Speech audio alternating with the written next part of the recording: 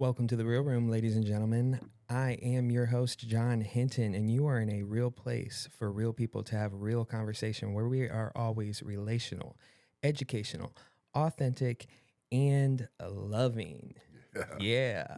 Shout out to everybody who are watching on YouTube, or if you're listening to us on Apple Podcast or Spotify. However you are choosing to consume your content, thank you for stepping in the real room and getting real with us. Yo, so I am super excited. Like, I cannot tell you how excited I am because, like, I'm not going to waste any time, bro. Like, this has been a long time coming. I feel like this has been like in the making for like a year now. Like, yeah, probably like a full-blown year. Yeah. But I have with me in the real room not only our first guest, but a mentor, a friend, a brother, a homie. Like, this man is so many things to me, and I believe he's going to be so many things to each and every single one of you guys as you get to know him. He's also, I'm already going to say it right now, bro, you're going to be a frequent flyer. Like, God developed this whole idea of the real room through our relationship. So without further ado, I introduce to some and present to everyone Oyama Bishop. What's going on? How you doing? Good. How are you, brother? I'm pretty good. Bro, I'm so excited for Right. this. I'm Right. literally Like- so excited for this. Like this is it, huh? Yeah, this is it. Like, we're really Yeah. good. Like, you ever seen you watch the Hot Ones? Yes. Bro, you ever watch the one with Paul Rudd? Yes. Bro, he's just like sitting there like, oh yeah, like who'd have thunk it? Like us, not Right. me. I would have never thunk it. Right. But dude, we're here. I know We're this here. is it. This is awesome. Yeah. I'm glad to have you in the real room, I'm man. glad to be here, man. This is this We're in is sweet. shock, I swear. Right. Like, bro. Right. So give you guys a little bit of context. I came to the Foster Church of God like 3 years ago or something like that, 3 or 4 years ago now, and met you there. And our lead pastor introduced us. I'm pretty sure, kind of like, hey, take this young man under your wing, maybe grip him a little tighter. You know, he needs a hug around the neck, keep him close.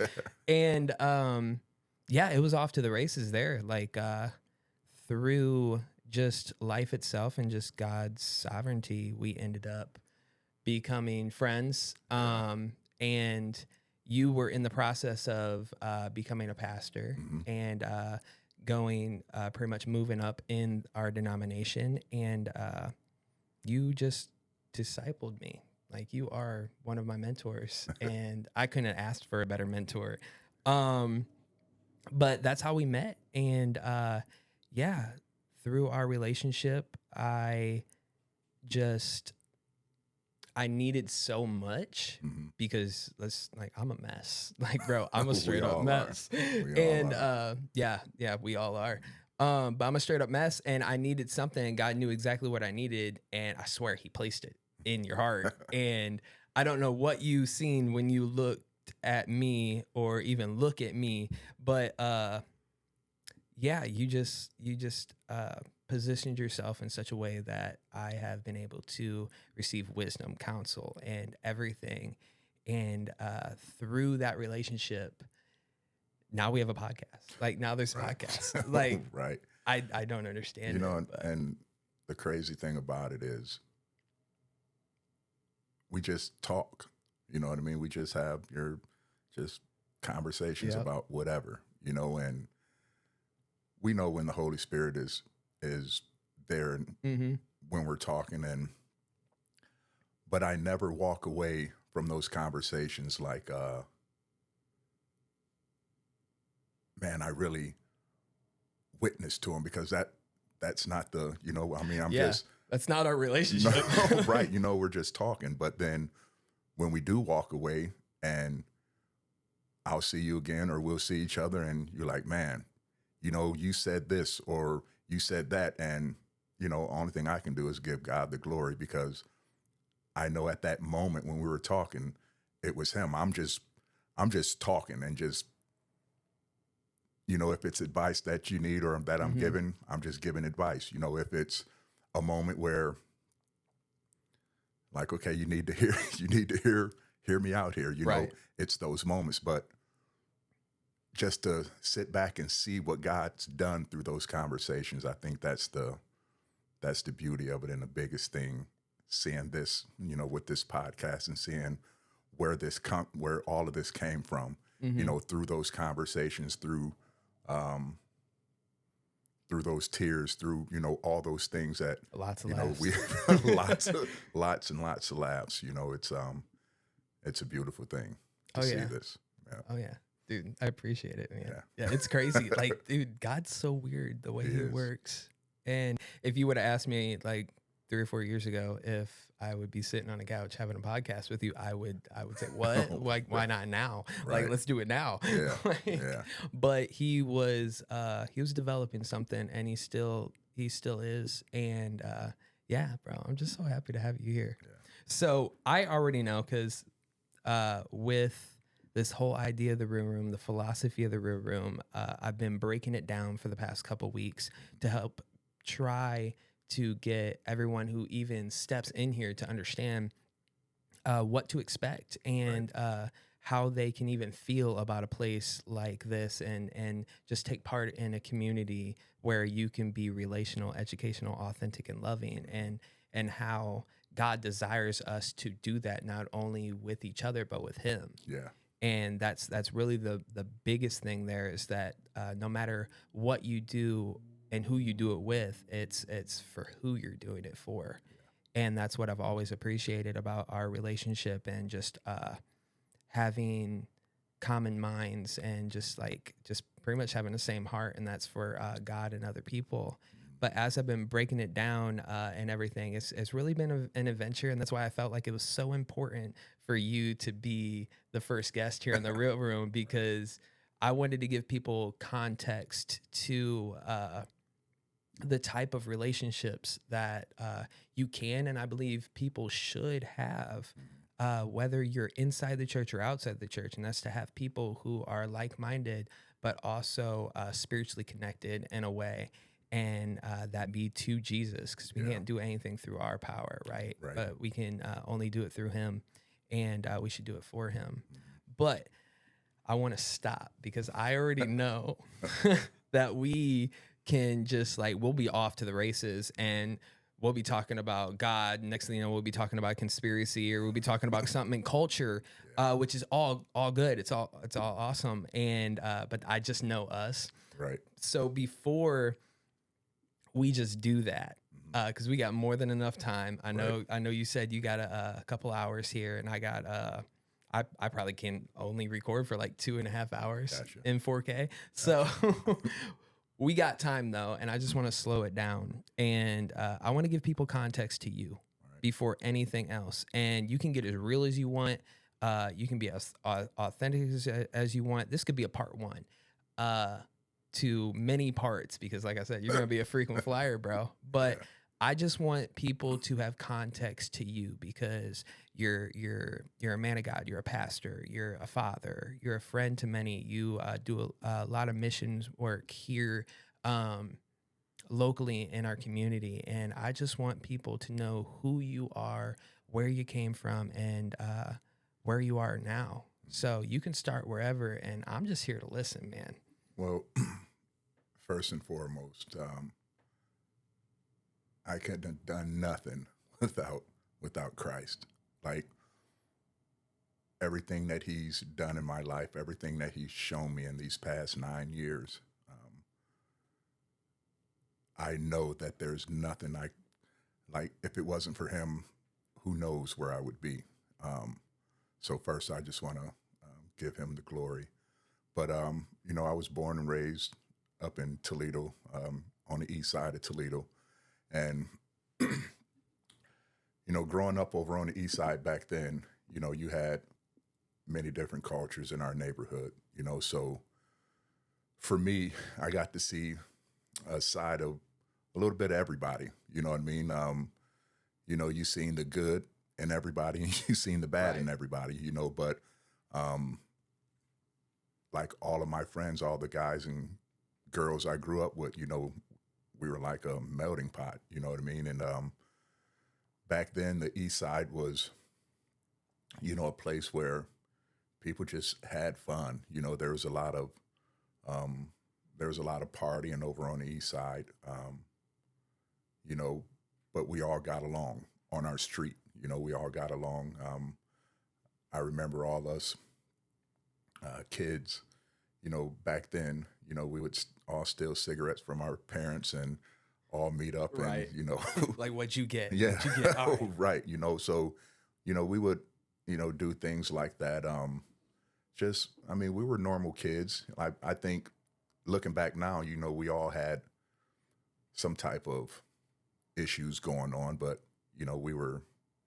it was normal to us. We just seen that, okay, this is what goes on in their family. This is what goes on in my family. You know what I mean? So it was kind of hard to judge anybody because, you know what I mean? That's just, we all been through it. We all go through it, and that kind of made us a close-knit pack running back then. And I don't know, probably around 12, 13, my mom and stepdad split up. We moved to my grandmother's house, which was on the west end, right off of Detroit Street, over on Glenwood. And we moved over there and,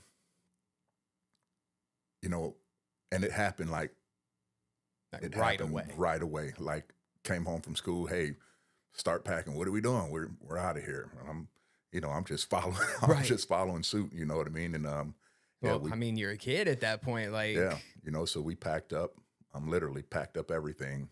Moved over to my grandmother's house, and was over there. But I was missing. I missed all my friends, everybody I grew up with. Everything I knew was over there on the East Side. So every chance I got, I would venture off back over to the East Side, whether it was catching a bus or walking. And if you know where Jeep is up in Toledo, not the new Jeep, but the old Jeep. Okay. So right over in that area. So like there was times where I would walk from there all the way over to the east side of Toledo.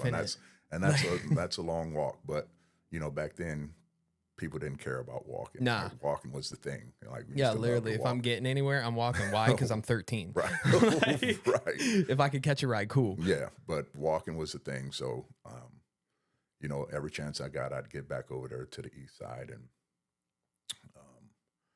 eventually, like, I just stayed over there. I didn't go back home. It's not like I never had a place to go, but I just chose to be out there. So like, all right, so let me slow you down. I just want to make sure I connect the dots. Yep. So you born on the east side. Yep. Family's good. Everything's good. Everything's good. Yeah. And then you say 13? 12, 13. 12, 13, parents split. Mm-hmm. And then who were you living with? Your mom or your dad? My grandmother. Oh, your grandmother. Yeah, all right, so you were living with your grandmother now. And then you come home one day. And no, so okay, yeah, that's where I'm like, slow me down. So yeah, that's where I'm just like, I want all the deets, man. So our house where my brothers and sisters grew up, I'm the youngest out of 5. So our house where we lived, I came home from school. I was in the 7th grade, so I came home from school and we moved, like we up and left. And the details doesn't matter, but we moved over, like I said, over to the west side, over to my grandmother's house over on Glenwood. And, over there, so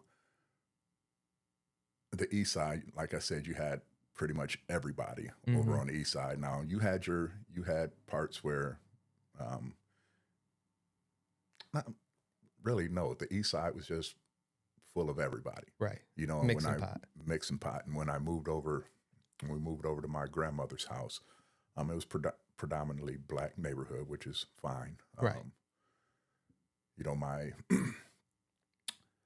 So my grandmother lived on Glenwood. My aunt lived on Kimball, which is like on the other side of Detroit Street. So Arcadia area, just that area, is where we lived. at the time. But like I said, every chance I got, I would go back to the east side because everything I knew, all my friends I grew up with, like everybody's on the east side. So like I said, I was in the 7th grade.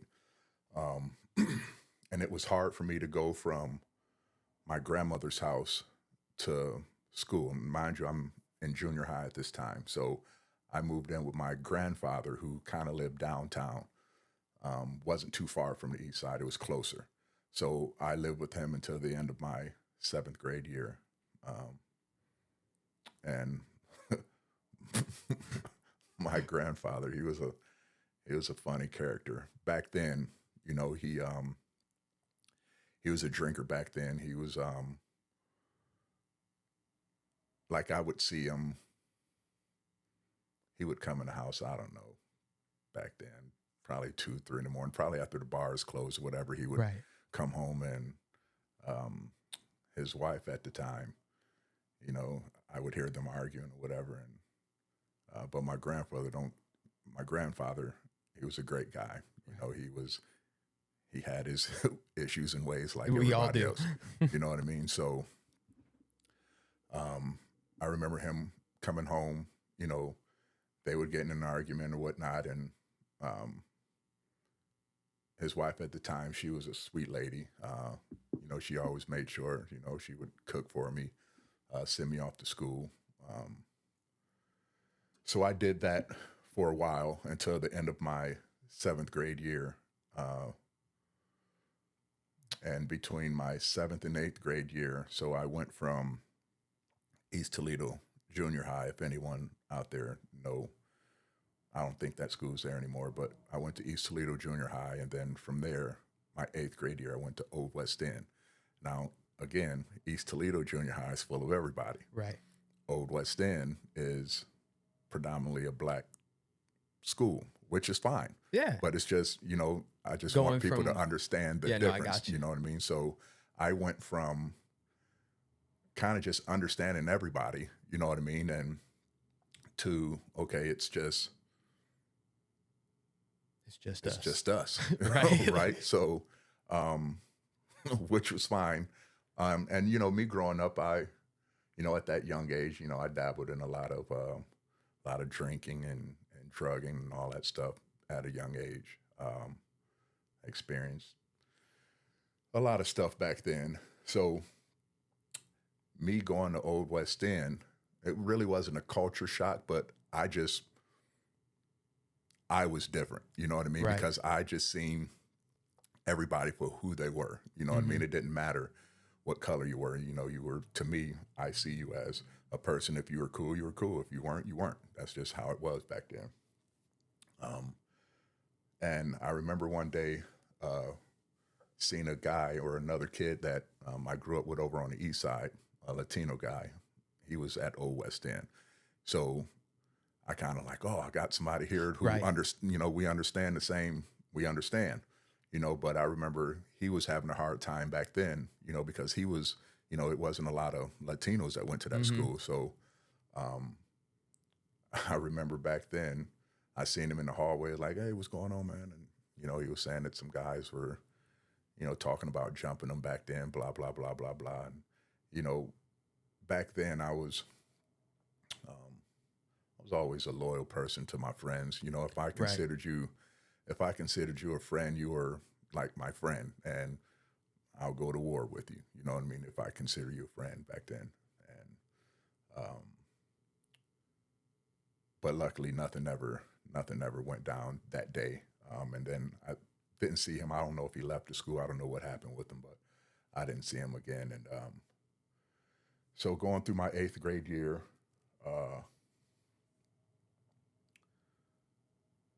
you know, I was still bouncing back and forth. You know what I mean? Like on the weekends, I'll go here.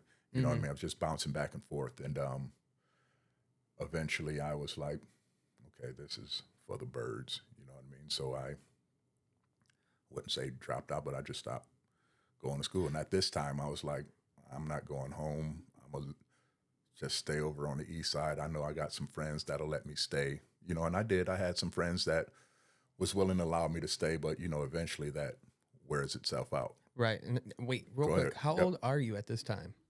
I'm don't know, 8th grade, what, 8th grade, 13. 14? So 13, 14, yeah. pretty much not going to go back home. Just going to, I don't want to call it living on the streets, but you're Basically. couch surfing, bro. Mhm, Like if you mhm. can't find a couch, like there's going to be a bench somewhere.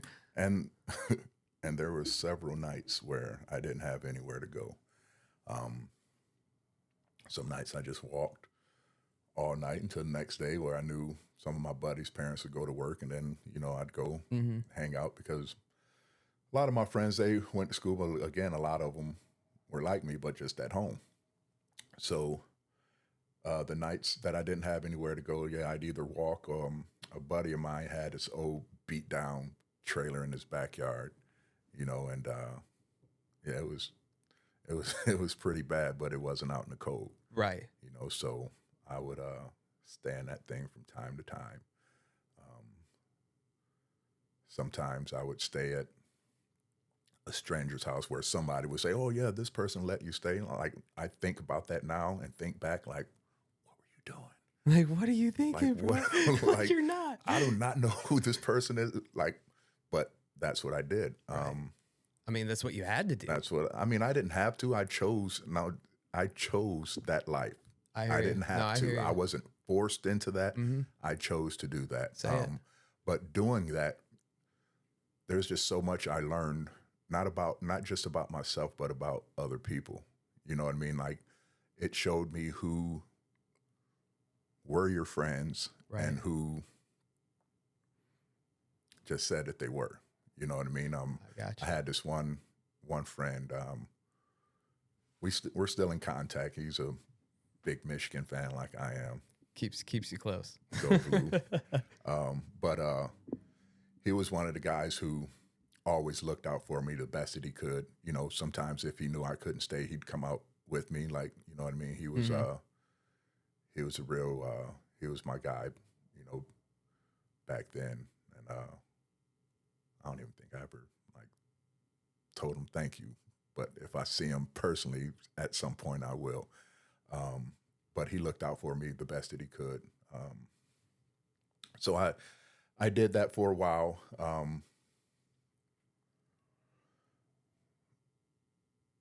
I got into some trouble, and it wasn't really trouble, but I was on probation.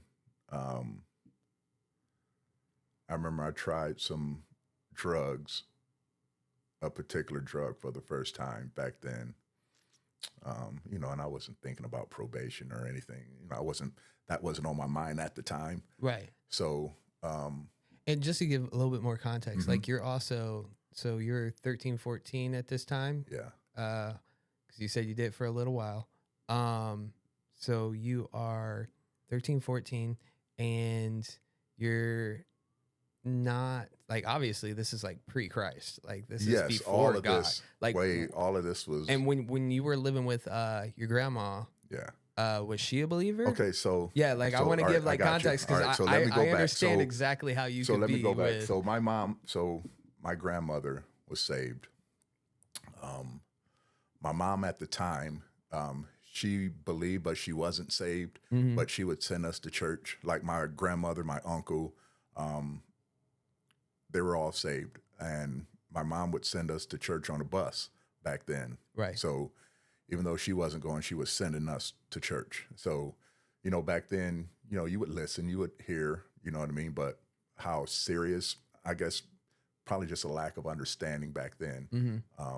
It was just Jesus died on a Yeah. cross for my sins, And, you know, and it was me, my brothers, sisters, my cousins, you know, because like my aunt, she was saved. So my majority of my family was saved, like my aunts and uncles and grandmother. But a lot of the kids, we were just kids, and we just going because they're taking us. Like, yeah, you know, and I can remember several times sitting there cutting up with my cousins, and my grandmother give us that look, you know what I mean? And we would know better. She'd grab our ear. make you sit up straight in a pew Oh, real yeah, quick. yeah. She didn't play when it came. She didn't play when it came to church. So growing up, I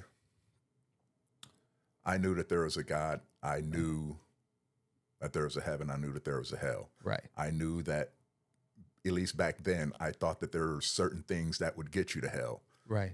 So a lot of those certain things that I thought would get you to hell, I tried to avoid. You Mm-hmm. know what I mean? Oh yeah, because you grew up in the fire and brimstone preaching. Yeah, you know, Like, and the things I thought would send you to hell, like they'd still send you there today, but oh I yeah, didn't know the full scale. you You know just what I didn't mean? understand it. Yeah, and I really didn't read the Bible back then. You know what I mean? So God and church and all that stuff was always there, but I didn't submit to it. I didn't, you know, Mm-hmm. come under its authority or anything like that. It was just something that we did, you know, every holiday, every New Year's Eve, you know what I mean? There was plenty of times that I went up to the altar, you know, to get Right. saved, but I never, you know, I didn't understand Emotionalism. Yeah, It I was didn't emotionalism. understand the commitment and the surrendering of my life. I didn't understand any of that. So Plus, half the time it's kind of like family members just like, let's just get them up there, get them saved. yeah, They need Jesus in them. but you know, I'm so thankful that I had a mother that sent me Right. on the bus, even though back then at the time she wasn't going. I was so thankful that I had a grandmother, had uncles, had aunts that were praying for me, because some of the situations I put myself in at that young age, I know if it wasn't for their prayers, you know, there Absolutely. was no way I would have made it out a lot of those things. Right. Like I said, I'm a young kid, you know, doing some hardcore drugs, put myself in crazy situations. You know, I grew up seeing a lot. You know, there was a lot of different characters in my life growing up. You know, there was drug dealers, there were prostitutes, there were pimps, there were gangsters, there was druggies, alcoholics. Well, yeah, you're in the streets, Everything. bro. There was everything. You know what I mean? And I was exposed to a lot of those things. So, like I said, I seen a lot, I heard a lot. So, yeah, Christ was always in the picture, but I never, you know, he wasn't a priority No, I got you. back then. I got you. I You just know what wanted I to mean? give full context so you're before we good. dive into it No, so because you're good. let's be real, the teens and the early 20s can get pretty crazy, but I Yeah. want to make sure, like, obviously, that's before Jesus. So, Way anywho, before- you're living way on before or you're pretty Jesus. much couch surfing, hanging out with friends. You're on the east side, back on the east side, and you got into some trouble.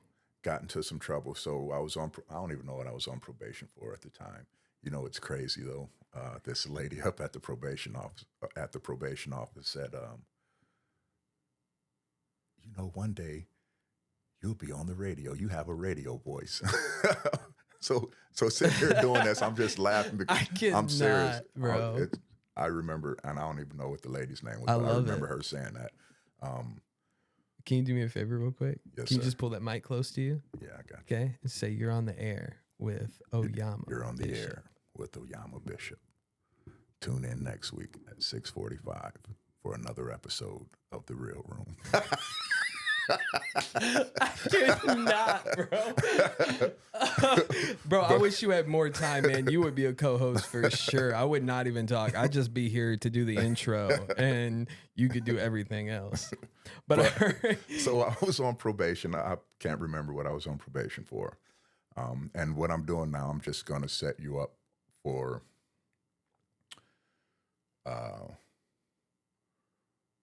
just my addiction back then. Yeah. From where all that started. Gotcha. So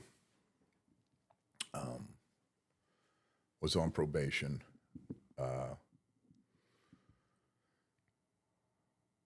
One night with some friends, we're all hanging out, and somebody had some drugs or whatnot, and I tried it for the first time, and I'm like, this didn't do anything. What is Right. Here, do some more. Oh, okay. You know, You must not have felt it. right. Right. Like, just do more. You know, and just what I know about myself now, just realizing now that I just had an addictive personality. Right.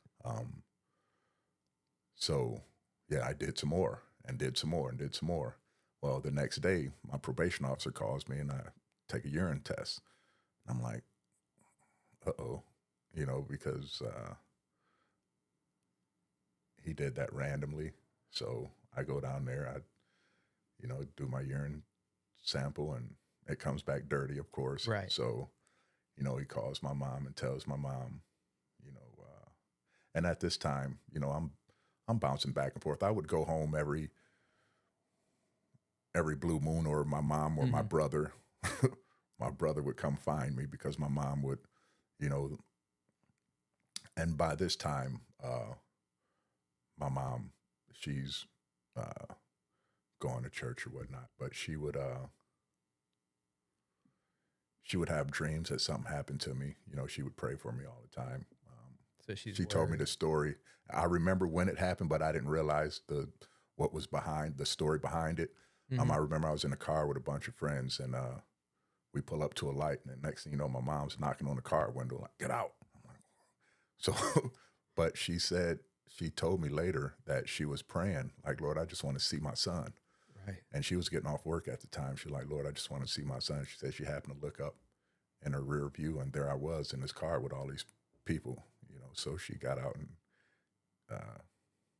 got me. So there was times where I would be at home for a little while, but then I'll leave again. So back to the probation officer. So he told my mom, "Hey, your kid, his urine was dirty. This is what he was doing. This is what he was using." So my whole family's freaking out. "Oh my God, he's an addict. Strung out. He's strung He's out." on And the literally, streets. and literally, with that particular drug back then, that was literally the first time I ever tried it. And it so happened I had to take a urine test the next day. So Right. they put me in this rehab back then. I don't think it's there anymore, but I was there for 29 days in this rehab, learning about AA and all that stuff. And,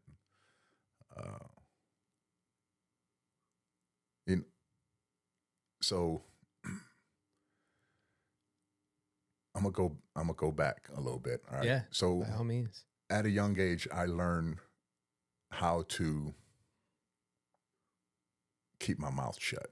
I got Right. you. I learned how to keep my mouth shut. I learned what manipulation was, how to play the system, just how to play on people. So being in this rehab back then, I played my part to get up out of there because, it depends on your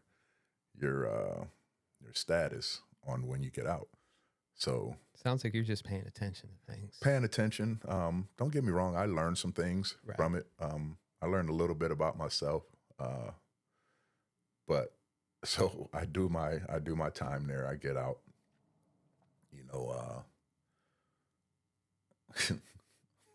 so I told him, if you ever need me, have me come back up. I can talk to these kids. And remind you, I'm a kid myself. Oh my gosh. So yeah, but you're a success story. Like, you made it out. You're rehabilitated. That's what they thought. Right. But I seized the opportunity when they like, "Hey, can you come up here and talk to the kids or whatnot?" And I remember one time I went up there to talk to them, and one of the counselors, like, he sniffed it out. He knew, right? And he was calling me out on some things where I didn't have an answer for him. Right. So I made that the last time I went up there. But I just want you to understand just my mentality back then, and just how I was operating back then. Why I wanted to do that, I don't know. I felt that I had something to give. Oh, absolutely. I guess. I don't know. Well, there was something in you. There was just, because like I said, I did learn some things. But like I said, that counselor sniffed it out, and that was the last time I did that. But so yeah, here I am back on the street, still doing the same thing. Nothing really changed. I didn't stay clean or anything. I had to go to. So they put me in this program to where it was like a recovery program, like where you would go to school, so this building, it was, you go to school, you learn half the day, and the other day you learn about your addictions, like stuff like that. You know, I had to go to AA meetings, all that stuff,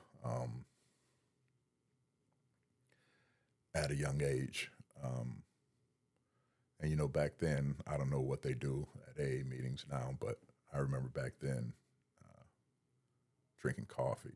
I always used to like the smell of coffee, but never was a coffee drinker. But I had to go to so many things, so many meetings, because you had to be on probation. You had to do so many a week. And luckily, there was a place right down the street from where my mom was living at the time. I would go to that meeting. And,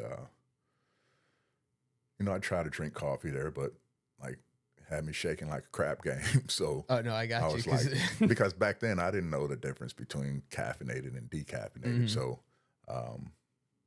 you know, I'd go to these AA meetings, you know, listen to these people's stories.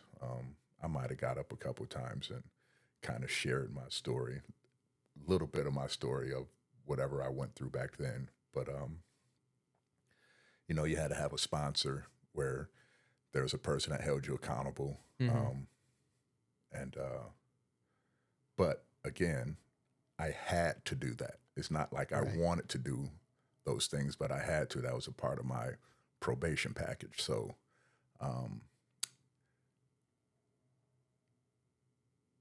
and for you people out there, there's a difference between really wanting to do something and doing it because you're obligated to do it. And back then I was obligated to do that. So I did it.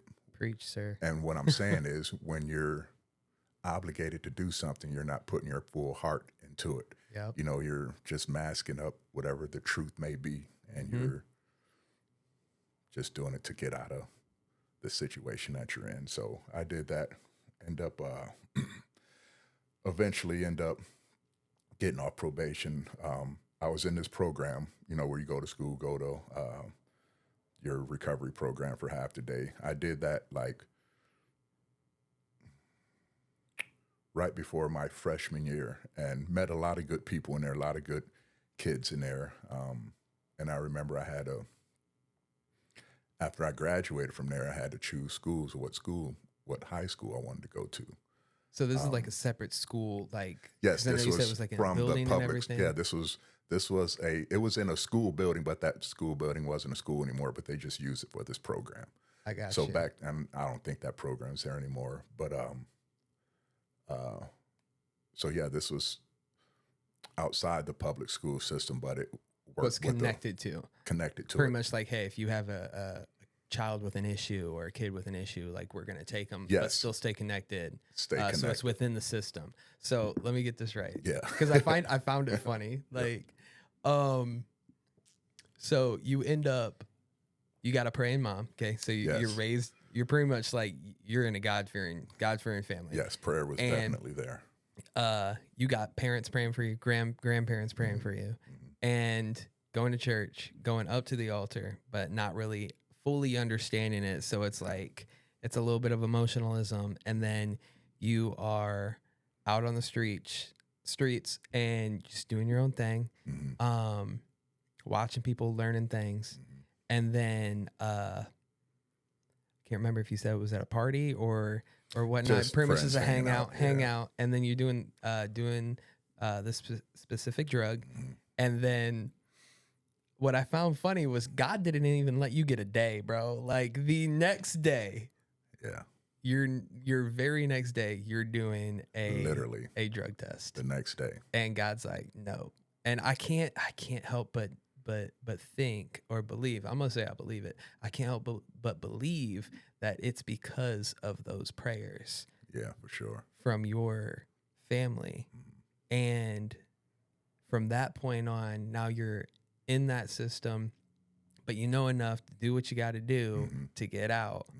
And then you get out, and then you come back because you feel you have something to give. You're really just speculating, like there's something in you that wants to help. Yeah, it's just, I guess, you want to help. Yeah. I think, because, dude, I feel like, because I was in a way, I have felt the same way in my life before. And I believe there's a lot of people out there who feel they have something to give. They just don't have an idea how to give it, if I could say that, or if they don't have a specific person in their life to help them cultivate what is in them and show them how to give it to somebody in a way which it could help. So you wanted to give something to someone. You just didn't know exactly what it was. You just wanted to help. And you didn't really have anybody to direct you to give it. Yeah. I was always just a loving kid. Like I said, I grew up around a little bit of everybody, you know what I mean? And I was friends with everybody. And like I said, if I said I'm your friend, like I'm literally your friend, you know what I mean? And that's just like in my heart, that's just who I was, you know what I mean? But through the process of all this, I learned who was really my friend and who wasn't. I learned at a young age that, everybody doesn't love you like you love them. You know what I mean? So I learned to love from a distance. I'm cool with you, but I'm not cool with you because I see you. You know what I mean? And and surprisingly, that there's only a very few people who love like that. You know what I mean? So, you got to protect that, because being out on the streets or whatnot, or just being around the environments that I was in, I just had to protect that. So, so just understanding that, back to the school. So I had to choose my high school. I chose a high school. And really the only reason I chose this high school, literally the only reason I chose it was because some of the other kids in there lived over in that area and they were going to that high school, which I don't even think any of them ended up going back to school, but gosh, but I went to this high school. I tried it. This was my freshman year. I tried it. You know what? Let me go. So actually, this was the second high school. The first high school I went to. So when I went to West End Junior High, which was the predominantly black junior high school, I went to the high school that was close over there. I went there for a little bit, left there, just stopped going, went back out partying and doing all that stuff. And then I might have my time frames because it was a long time ago. No, I got you. So I was in the one drug program. Yep. That was really early on in my life. Finished that, got in some more trouble, went to another program, drug program. I was in there for 33 days. And this is all because of, being on probation, failing my drug test or whatnot, and they put you in these places. So this next place, I was there for 33 days, left that place, went to this program where I would go to school, whatnot. So leave there, chose this high school, this other high school. So this is my second time. Gotcha. Being a freshman, but this is what it is. Yeah. Back then. So I go to this high school, and it was cool. I met some good people there. But that wasn't, I wasn't feeling that either. That wasn't a good fit. I wasn't. I guess if I would have made it a good fit, it would have been all right. But, right.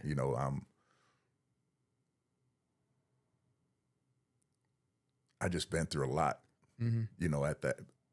And school just wasn't, and I really didn't have a lot of friends. Like I said, some of these guys that I thought was going to go there, half them people didn't even go back to school. You know what I mean? So I was kind of there on my own. So I didn't know anybody. So I had to learn, and, I had to meet all new people, whatever. And not that anything was wrong with it, but, I already knew how to dip out and be cool. You know what I Right. mean? So Well, yeah, because if school's not interested in you at that point, it's kind of like, why am I there? I'm only there to hang out with friends. And if your friends ain't there, then it's like, why am I even here? yeah, and so I dipped out again, and here I am back at it again. Back on the east side, hanging with friends, partying, doing all that stuff again. Um,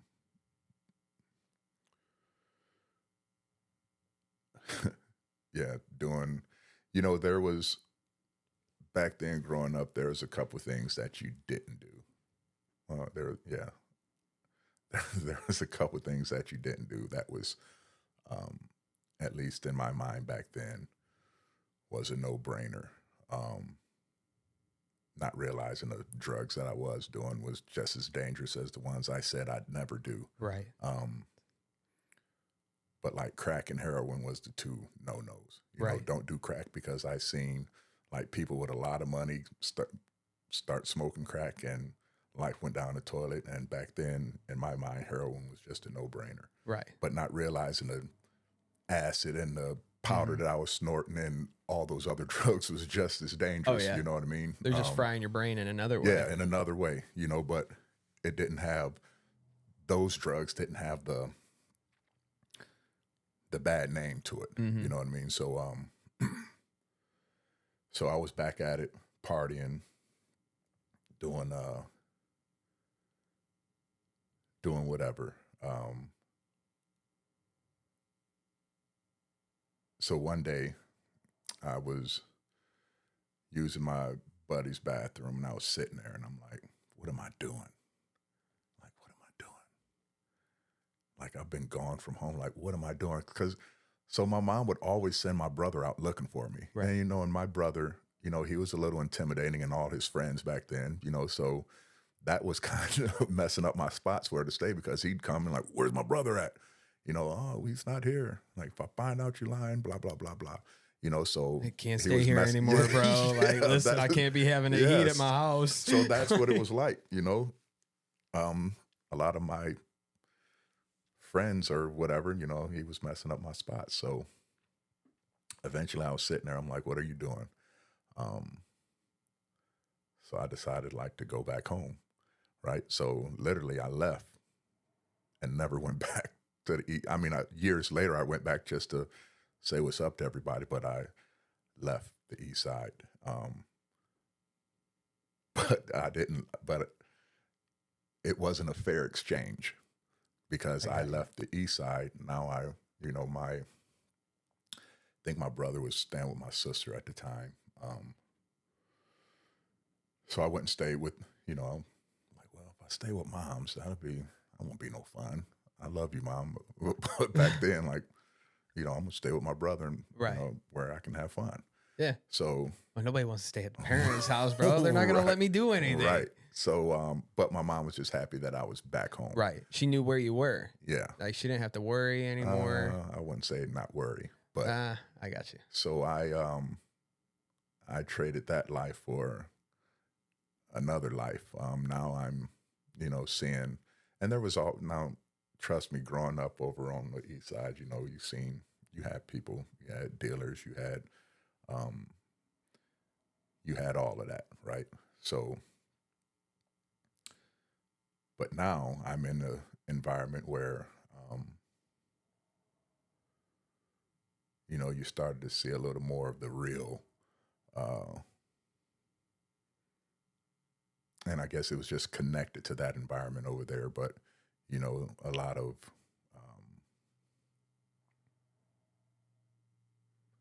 some violence, drugs, like all of that stuff. Not using it, but, the selling it or whatnot. You just seeing a lot. You're seeing what's coming with the territory. Yeah, and that was the territory over there in that area, at least. So now, mind you, I'm like my brother, everybody else, they're older than me. I'm the young guy. And I always looked up to my brother. He was like my hero. You know what I mean? Like, my brother, he can never do me wrong. He won't steer me wrong. You know what I mean? And in his perspective, he didn't. You know what I mean? Right. You're my younger brother, and I'm just showing you how things roll, and this is what it is. So, you know, I began to hang out with him and all his friends, and just began to adapt to that lifestyle. You know, we just seen a lot. Got into a lot of crazy stuff back then. And actually, I don't know what I went back over on the east side for, but, you know, I would every now and again just go back over there and hang out for the weekend. You know what I mean? And I remember one weekend, one of the guys I used to hang with, like, hey, you're somebody called him or got a hold of him and whatnot, and said that my brother got shot. So he took me up to the hospital. And so my brother, as far as his heart is a lot like mine. You know, he says he's your friend, you know what I mean? And he'll have your back no matter what, you know what I mean? He made sure he took care of everybody in his circle, just all his friends around him. He just made sure that everybody was good. And according to what happened that night, one of his friends was arguing with a guy, and my brother came out, and, you know, he just heard him arguing. My brother back then was the type, he's not going to ask any questions. He's just going to go for it. So he went out, he went for it. He swung on this guy, whatever the case may be, and the guy pulls a gun, puts it to his head, squeezes the trigger, but the gun didn't go off. And a guy that was with that guy handed him his gun, and my brother was like, "You're going to shoot me, shoot me." So my brother turned around and started walking away, and praise God, at that time, his oldest son was little at the time, and they just took him in the house because he was sitting up in the front seat of my brother's truck. And my brother turned his back on this guy with the new gun now, and the guy shoots him 3 times in the back. And then tries to unload on everybody. Shot my brother, shot another guy that was there. So that, you know, my brother, they had to rush him to the hospital. He died on the way to the hospital, but they revived him or whatnot. So now I'm up at the hospital where everybody's at. You know, my brother, he, you know, like blew half his stomach off. I think 2 bullets came out, 1 stayed in, like tore all his stuff up. So we, so after that, I was like, you know what? In my mind, like, my brother needs me. You know what I mean? Like, I know I'm the youngest, but my brother needs me. But now I'm looking back, it was probably a blessing that I grew up the way that I did and I wasn't there, because I know how I am, and like my mother could have 2 dead sons on her hands. Mm-hmm. You know what I mean? So after that, I kind of was like, you know, I'm here. You know what I mean? So, you know, my brother, he recovers from that. You know, we're back at it again, just hanging out, doing what people did back then in the late 80s, I think it was. And forgive me if my time frames are No, you're good. messed up, but It was a long time ago, man. it was. It was. So basically, you know, now I'm like knee deep in with my brother and his crew or whatnot. And so at this time, I decided to, you know what, I need to go back to school. So And you're how old at this time? 15, maybe 15, 16, somewhere around there. I got you, because you were a freshman. Yeah. And then left. And then I left. And yeah. went, So yeah, hooked up 15, with your 16, brother. 15, Gotcha. 16, somewhere around there. So before I went back to school, another situation happened to where, like we all end up getting arrested. I got arrested. My brother, my cousin, friend, everybody got arrested.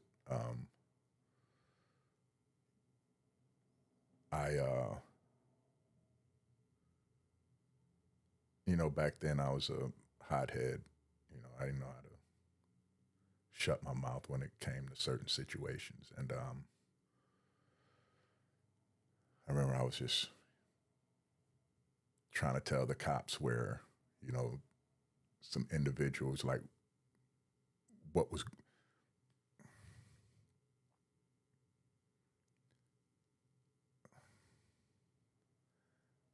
like the cops was talking to my sister, and I was watching out the window, because the cops was trying to figure out what was going on, what happened, what not, and the cops were, I don't know, to me at that time, just in my mind, was just like kind of yelling at my sister, so I thought it was wise to go down there and tell them how it is. Like, I got you. Blah, So blah, blah, blah. let me see if I can help you. Because I think I know what you're saying. I mean, situation popped off. Yeah. You see a cop trying to get information. Yeah. Sister's talking to him. You see something. When I probably should have left the whole Probably thing should have alone. left the whole thing. So you go down there, you're a hothead, and you're trying to tell them how it is without giving them information. Right. Because the finger was being pointed at us. Right. And like, okay, well, there's a whole group of people there. What about Right. them? You know what I mean? So you go down there. So I'm mouthing off with this cop, and next thing you know, like,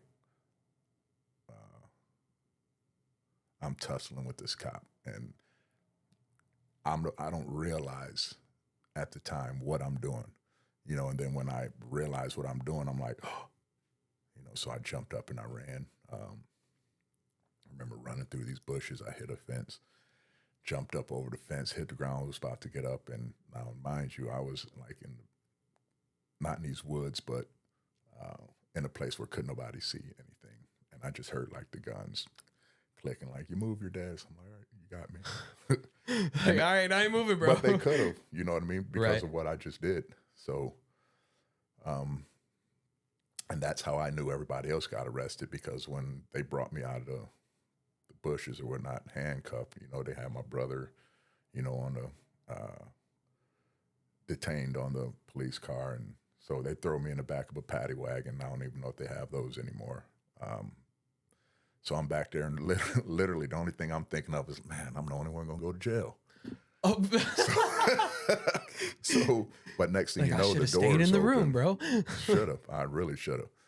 But next thing you know, the door's open. Here comes, here comes my my cousin. Here comes my friend. They got us all in the back of the paddy wagon. My brother. And now I just remember thinking at the time, like, sweet, I'm not alone. Even though I was the youngest, so I was going to be here by myself anyway when they finally get us downtown. But they took us over, and this is before I knew anything, but they took us over to this parking lot. They had us get out and line up on the side of the paddy wagon, and the only thing I can think of was like about to kill us. You know what I mean? I didn't know no better, but No, I got you. Like, they're just going to end the problem now. Like, I don't know how clean these cops are. What they were doing was identifying us. They had someone in another squad car, and they were identifying us. Gotcha. So that's what that situation was. So we all get arrested. They go to the, I'm still a minor at the time, so I go to juvenile center. They go to the county jail, and I'm looking at 2 to 5 years back then. And I remember going to court. They're just waiting for the witness to come, and the witness never showed up. So the judge was like, well, because the witness didn't show up, we're going to give you probation. And I remember smiling. And it was like, I don't see nothing funny, because I can still give you this time. And me not knowing how to shut my mouth, I wasn't there. My mom, boy, you don't shut up. You don't shut up. So they gave me probation again. And so before all that took place, there was an incident that happened where I was at a party, right? Okay. And some stuff jumped off at this party, and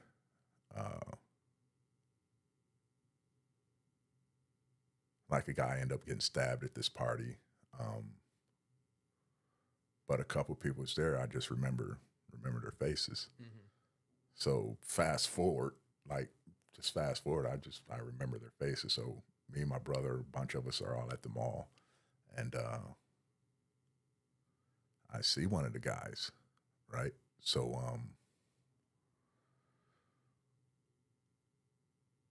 a buddy of mine, he was no, again, I'm the youngest, they're all older than me, but one of the guys that we all hung around, I was like, hey, there's one of the guys right there. And this guy, he was my friend. He was another, I'm not going to ask any questions, just, Yep. And that's what happened. And there was a couple people that was at that party that happened. So fast forward back to when I went to court. Right. So I was getting out of court. We were leaving, because I ended up, I don't know, I was in there for, I don't know, close to a month maybe. And I remember I could stand up on my bed and kind of peek out the window and see downstairs, and everybody was getting out except for me. But, like my cousin, my friends, each time one of them got out, like they would all come, hey, you'll be getting out, just keep your head up, blah, blah, blah, blah. Like, you're next, bro. Your time's coming. And luckily that person didn't show up for court, so they let me out that day. We're all leaving out of the courthouse, and lo and behold, who's standing there? One of these guys from this party.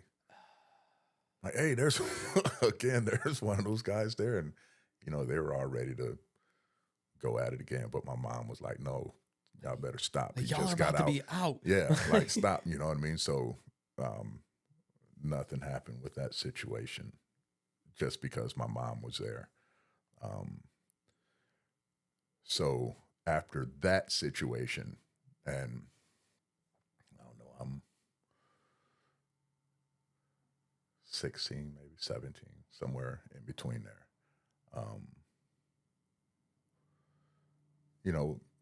On probation or whatnot, but still doing whatever. And yeah, I'm like, I got to get back into school. I think that was one of the things for the probation, is get back in school. So, so I was like, me and my brother decided, okay, he can take me to the school and enroll me into the school, right? So Gotcha. we go in to the office. This was out at Springfield back then, up in Toledo. So we go there, we walk in the office. My brother need to get in school. And I'm like, and who are you again? I'm his brother. Okay, well, we need his guardian here. Right. So eventually I had to get my mom involved. So I ended up going to school, getting back into school, going to Springfield. And Springfield was a whole new ball game. It was different. It was different. It was different, but it was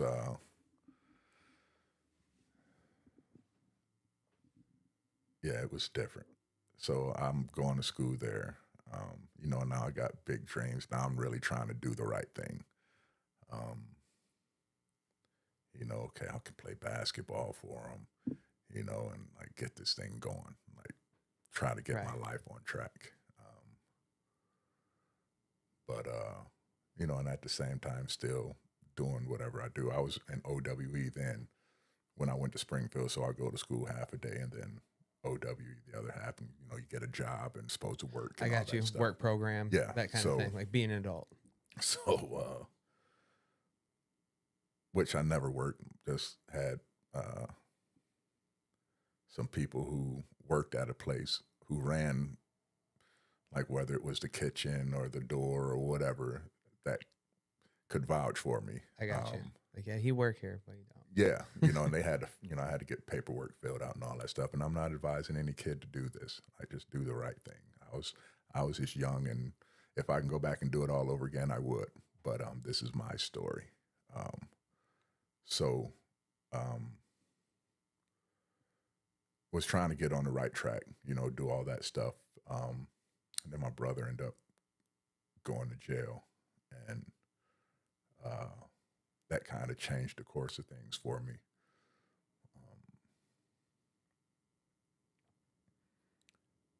He ended up getting out of jail. At this time, I met my oldest daughter. I met her mom.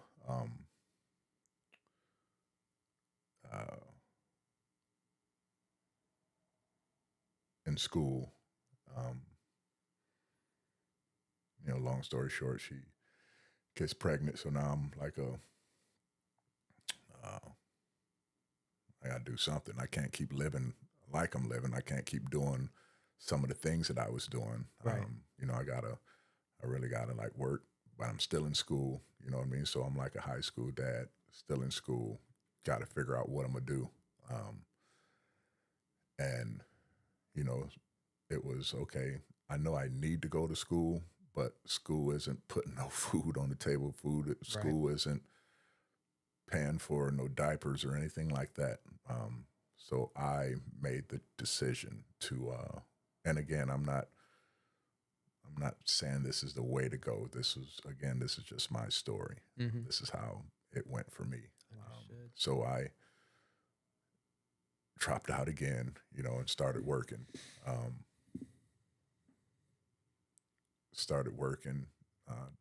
My daughter was born, whatnot. Started working and and I was still drinking and all that, but I really wasn't doing nothing hard. Right. Like, let's at chill this out time. real quick. Yeah. Like, Yeah. So, and that fast life and all the crazy stuff that we were getting into, I kind of chilled out on that.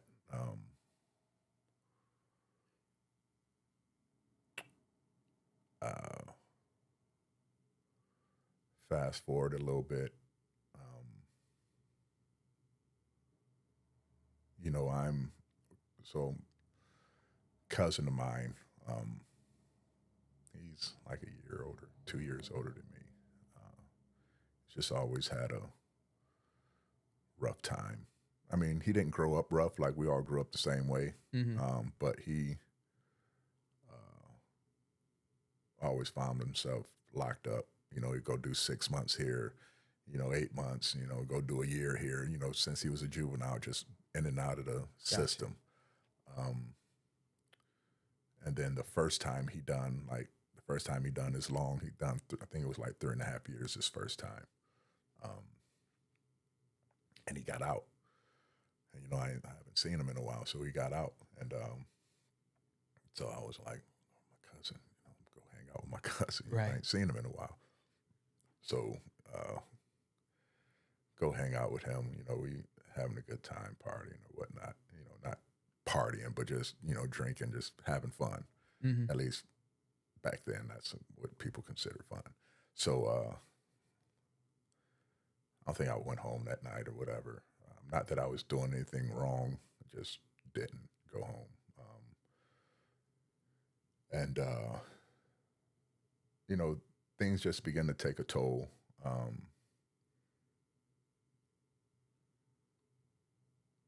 We end up, me and my daughter's mom, we end up splitting or whatnot.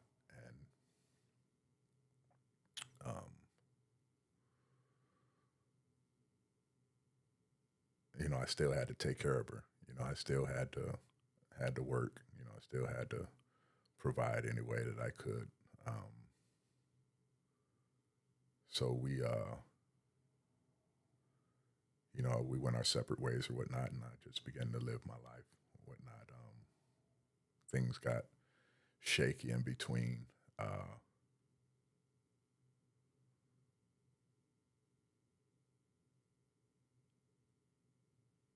few years later, now I'm back to doing, just doing drugs again. Well, not drugs, but, I was drugging and drinking heavy again.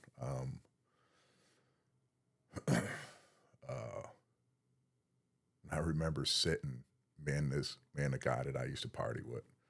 I remember sitting there in a car with him. We're doing lines or whatever and talking about God, like talking about God with a nose full of dashboard full of Coke or whatnot, but sitting here talking about God, not really understanding what God was doing back then. Right. You know what I mean? He was, that's why for anybody, trust me, even in your sins, God is still there speaking to you. Whether you're packing your nose with whatever, drinking whatever, shooting whatever, regardless, he's still there trying to get your attention. It's just whether we pay attention to Right. those signs. So go ahead. Real quick, because I'm just wondering. I'm dragging on, my bad. No, you're good. Like, I love all of this. I mean, somebody either wants to listen or they don't. Plus, I get more context to you, bro. Like, I haven't heard all of this. Right. So while you were going pretty much in and out of school, and you were pretty much in that fast-paced lifestyle, like there's a lot of things shifting. Like we're talking like everything that was going on, and then having a daughter and everything, like throughout all of this, did you ever speculate or question God's presence in your life? No. Like it just was never a thought. You were just in the mix. Yeah, it was just in the moment. I got you. You know what I mean? Like I didn't realize a lot of this stuff until I got saved and looking back on my life. Got you. You know what I mean? I wanted to ask. At those times, no. Okay. Like I said, I grew up, you know what I mean, knowing, and that's why me and this guy would talk. We didn't know anything, but we would talk. We would talk about stuff, talk about God, talk about like, I'm just curious, like, what brought up the conversation? I mean, who knows? like we were for real, just high. like who knows? He, and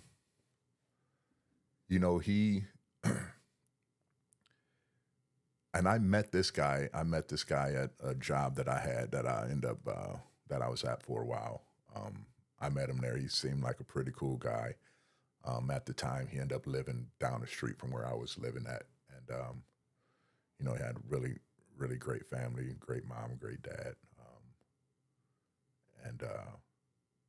But we had some similarities. Gotcha. You know what I mean? So that's what kind of brought us together. And he was one who kind of with the whole, yeah, I know who God is, but never nothing, never pursued him or anything. And I think from those interests, probably just brought up the conversation, and Gotcha. we're talking about, and just stuff that we thought we knew. It's it's so funny looking back on all the things I thought I knew about God and had no idea. Right. Like,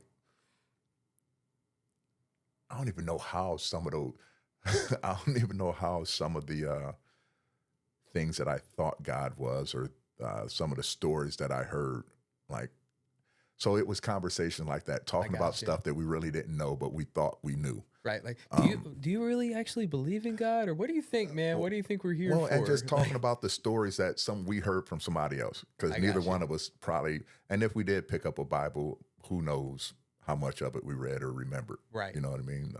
Yeah, we knew the basic Adam and Eve, and we knew that there was a flood, and you know what I mean, and we knew that there was a devil and there was hell. You know what I mean? Like we understood those things. So yeah, we would just conversate about stuff like that, and I was doing that, and I was trying to hide hide my addictions back then. Because growing up back then, it wasn't cool to be a user. You know what I mean? You can do everything else, but don't use. Right. And it wasn't cool to be a user. So I hid my addiction back then.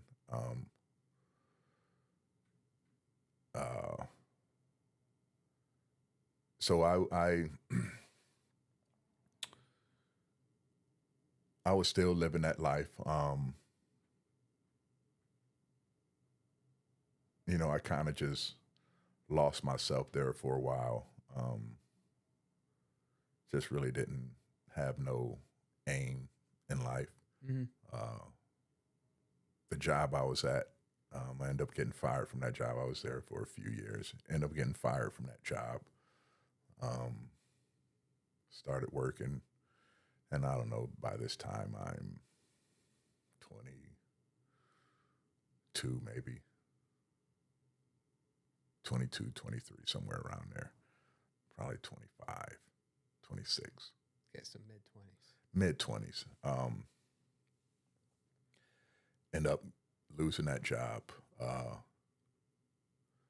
Started working at this other place. And mind you, I was, between these times, I was drinking heavy. Like I said, I was drugging heavy. Just getting myself into dumb situations due to drinking, and I remember I don't know how old I was turning, but it was my birthday, and there was a bar right down the street from where I lived, like not even a block away from my house. And remember, like, hey, we're going to have a little party at this bar for my birthday. And I'm I was the type, I didn't drink every day, but when I drank, I didn't know how to stop drinking. So I would literally drink myself until either all the alcohol was gone or I just would pass out. Gotcha. So I'm at this bar and I'm going at it. There was a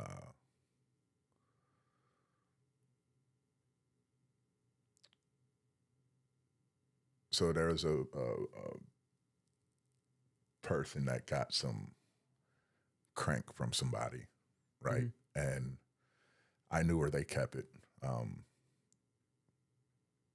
And I could just walk in their crib. It was all like, I could go in there whenever I wanted to. Understood. But I knew where they kept it. So a lot of nights when I'm partying or this and that, and like I want to go, like I would go there, like take a bunch of it or whatever, and do that throughout the night. And just keep going. And that was horrible. Like, I would be better off crushing up glass and setting it on fire and snorting it. That's just how bad it would burn. Yeah. But I was doing that. So on this night on my birthday, go there, get that, do that. And I end up blacking out that night. A lot of the stuff I still to this day I don't remember, just from what people say. So the last thing I remember that night was I went to this after hours where they were gambling, got alcohol, whatever. I remember going up to the bar, getting a shot, sitting down on the couch they had in there. And that was it. The next thing you know, I wake up in the back seat of my car, and the person that was driving, who I don't know who, well, I really don't know who the person was, but I do know I met the person that night. Right. But they hit a school bus that morning and got out and ran. So I woke up to the impact, and I remember just saying, I just remember like looking at the bus driver, like, you know, it wasn't me, right? Like, he was like, yeah, no, the person got out and ran, you know, so I'm just want to make sure they knew I wasn't the one driving. But it wasn't my car. The person I was with at the time, it was their car. Um, I remember like, I don't know what to do. So I like remember calling my mom, like, hey, can you come pick me up? Like this happened. So my mom came and picked me up, and yeah, I was still like halfway out of it. Luckily nobody got hurt, but so I remember my mom taking me to her house. I passed out there, you know, until I woke up or whatnot, and went home, had to tell this lie on what happened to this person's car. Mm-hmm. And that was a whole ordeal. And I know I'm leaving out a bunch of stuff, but that's Hey, bro, just to protect. You can be as real as you want to be, man. Protect people in places. Definitely understand. So I was getting into stuff like that.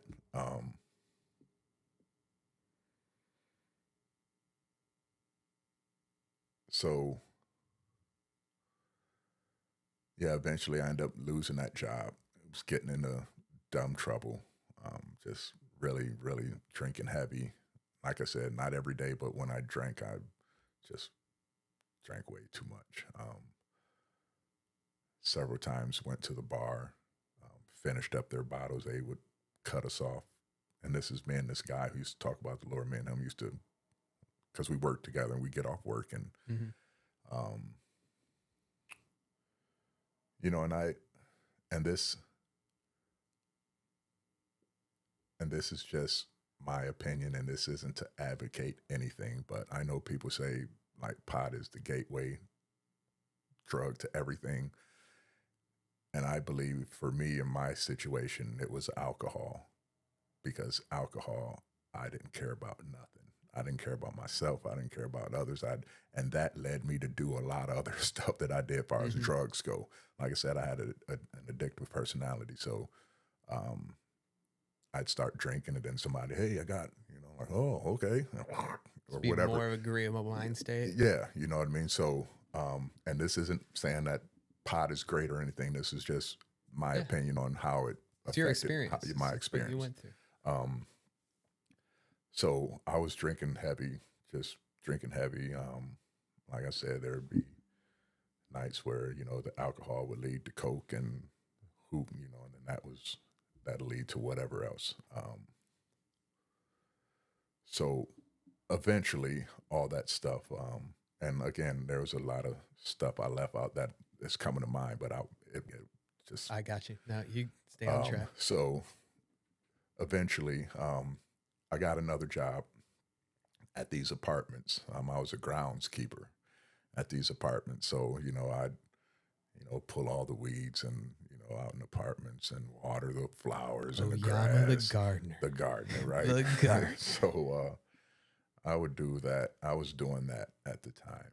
And at this time, a cousin of mine, so that cousin that I was talking about, who got out of prison, his younger brother, you know, for some reason, I just started hanging out with him a lot.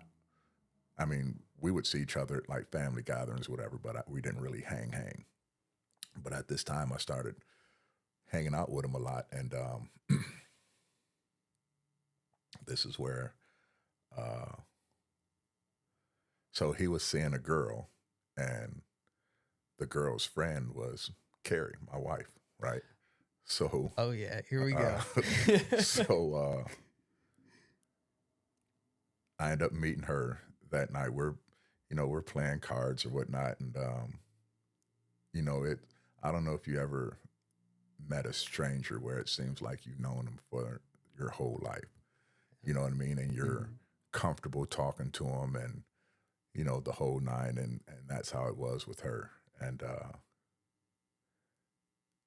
you know, like we literally been together ever since I laid eyes on her. Like literally, we've been together. Yeah, for real, for real. Like we've been together ever since. So that's awesome. So when you know, man. So she was living in Toledo at the time. You know, at the time, I'm like just trying to get out of. I just want to, and at this time, something has to give.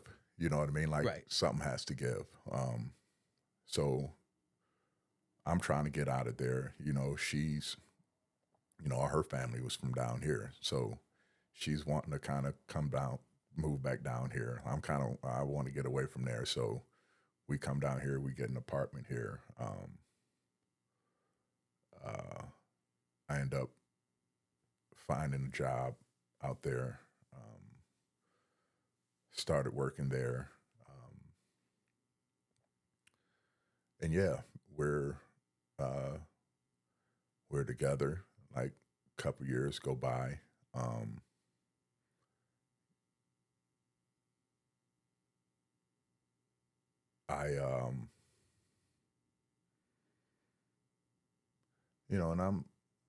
I'm still drinking, but nothing. Well, I'm still drinking, but I'm not doing everything I used to do. I got you. Not that I drank every day, but when I would drink, I drank.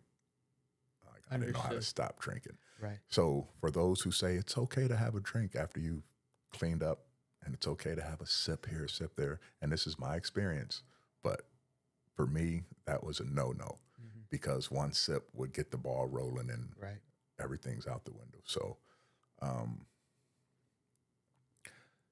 So I was drinking, not every day and nothing, but I was still drinking. And again, sometimes I would go overboard with it.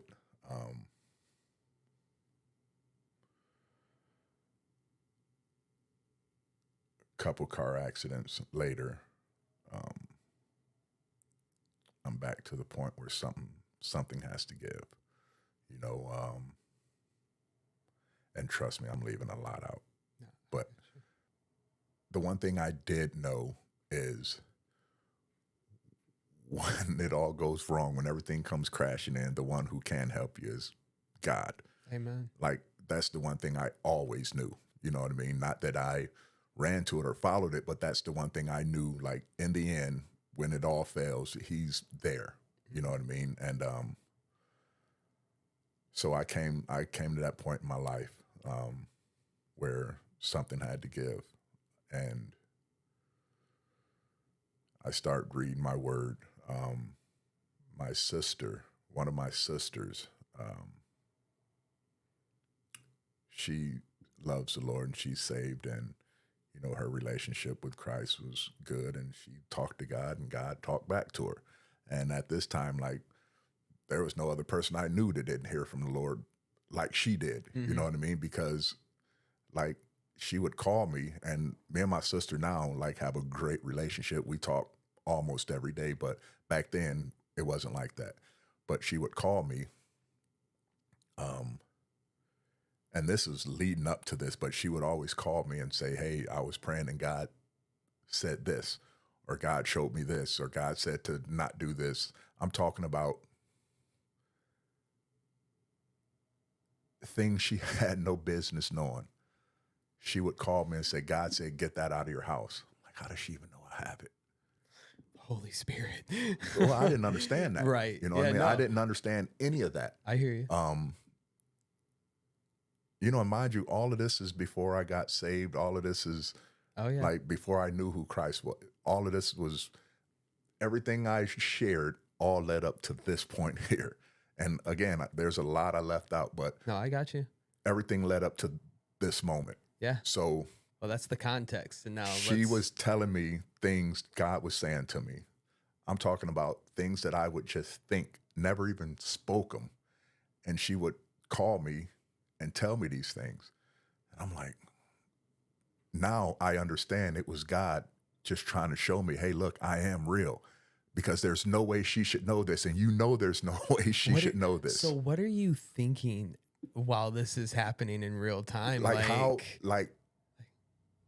How is this even possible? Right. Like, there's no way she should know this stuff. Uh-huh. But I knew I knew how she was getting her information, but I'm like, how is this? How? And I'm reading my word and I'm praying. And one day I'll show you some, because I used to think that I was a writer or a poet or whatever. So Oh, I'll Yama show the you, poet. I'll show you a lot of stuff back then that I was writing, Yes. that just what was on my heart at those times, and just what God was showing me back then that I didn't understand He was showing me, but just what I was feeling. And in these moments. But she would call me all the time, and I would write those things down. Some of the things she said, God said this, or God showed me this. And so I wrote all that stuff down, not knowing why I was writing it down. I just like, oh, let me write this down, because you never know. Because if it comes to pass, not understanding back then, but if it comes to pass, I want to say, see, look, right here, He told me. Like, I got proof, bro. I have Look proof. at the dates. I got proof. receipts. I literally do. So at this time,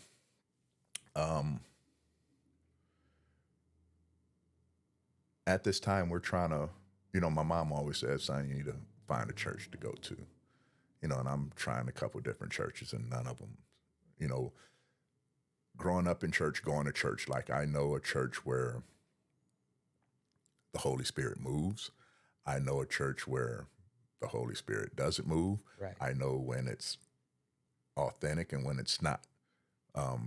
Just growing up seeing and being in different places, I understood that. Like I knew, like the church that I grew up in, and that my grandmother, my mom, my uncles, everybody grew up in, or ended up at, because we were at a couple different churches before that church was the church, right? Mm-hmm. And not understanding what was going on, with people falling out in the spirit, or speaking in tongues, or whatever the case may be, or, seeing people lay hands, and, seeing people tell somebody, hey, the Lord said this, just, you've seen all that, but you didn't understand it. And there was times that you'd feel something, but you don't know what you're feeling. Mm-hmm. So trying to find a church, went to a few of them, just wasn't the one. And I said, you know what, I'm good. I'm not going to another church until the Lord leads me. Right. And at this time, now I'm not drinking anymore. I stopped drinking. I stopped doing everything. I think I was still smoking cigarettes and pot at the time. So let me tell you a deliverance story. Oh, let's hear it. So I think it was Valentine's Day or something, and I was clean off of weed for a couple weeks, right? Like, I'm doing good. I ain't smoked weed in a couple weeks. My wife, and she goes down to see her sister, so I'm home alone. And, it says it's not good for a man to be alone. You know what I mean? Absolutely. Now, mind you, I'm really not understanding anything back then. Like, I'm not saved. I'm not any of those things back then. And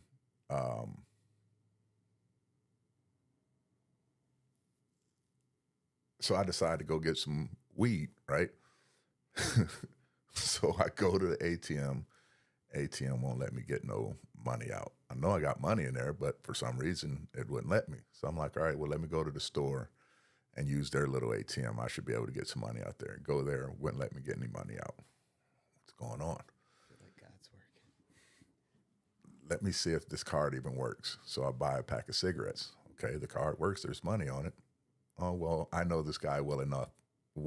He'll let me get it until whenever. So I go there, tell him the story. I get it. I roll a joint, smoking it. Well, it took a few hits off of it or whatever. And like I'm high. And it's like a high where, oh, this is the intent of it. This is what I'm thinking, right? This is why it was made. This is, man, abuse this thing, right? And again, I'm not advocating this. This is just my story. And next thing you know, I feel this overwhelming feeling of guilt. For real, it was horrible, to the point where I gave everything back to the guy. I said, here, I'll pay you for this joint, but I got to go. And I went home. and I'm crying. I don't know why I'm crying.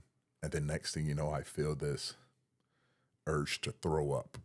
So I run to the bathroom and I'm dry heaving over my toilet like crazy. Like, but nothing's coming up, but that's what's going on. And then I get up and I grab a hold of the sink and my legs are like, like, like, and I'm going, right? Like I'm going, not understanding what's going on with me, but I'm going. And I remember laying on the ground on my bathroom floor, and it was like my life, like on a movie reel, just flashing by me, just picture after picture after picture after picture after picture. And like my whole body, like the room, the color in the room was different. Like it was nothing I've ever experienced before. And I laid on that bathroom floor for probably about a half hour. Like what? And I know now that God was delivering me from everything.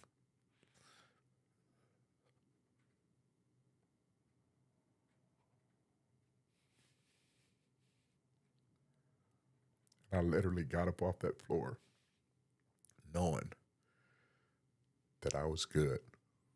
And he literally took everything. Now, don't get me wrong, there was urges, and I understood, okay, now this is the second part of this battle. Now you got to fight for this salvation. You got to fight for this, so at the time, my wife got invited to church by a friend of hers, and she's going to church, and she's trying to get me to go every Sunday, and I'm like, no, I'm good. It's not my time. Next Sunday come, you going? Nope, it's not my time. Next Sunday, nope. And every Sunday she would come home, I could see something changing in her. Like, okay, something's happening here.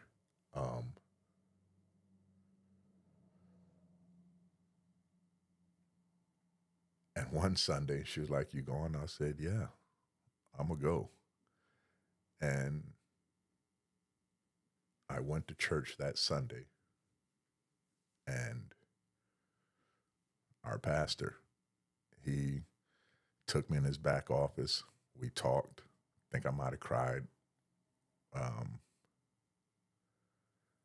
He had his service, and literally everything that he said in his service was stuff that I wrote down from what my sister was saying all those times when she was saying, God is saying this, God is saying that, God is saying this. So I knew right then that this is where I'm supposed to be. Okay. Go ahead. Oh. And sorry. No, don't you ever be sorry for. You need a tissue, bro? I got one right there. Let me grab that.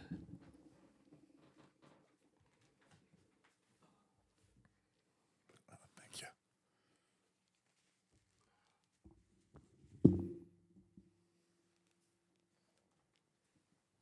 All right. Oh man. Yeah, don't be sorry at all. This is what the real room is for. The real room. Kick the door in. I don't think you ever told me your deliverance story. Yeah. And like, first off, just thank you for being vulnerable, because deliverance is a very vulnerable thing. Yeah.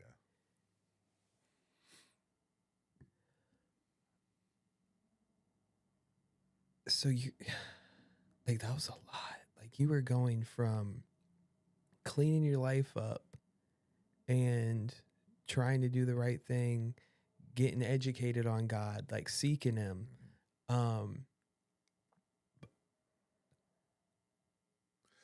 And go ahead. I'm going to interrupt you real quick. Yeah, please. Because I want people to understand, like, within that time, I wasn't going to any church or anything. I started to read his word because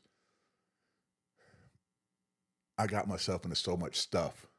leading up to that point, and my words meant nothing anymore. You know what I mean? So I had to show myself approved.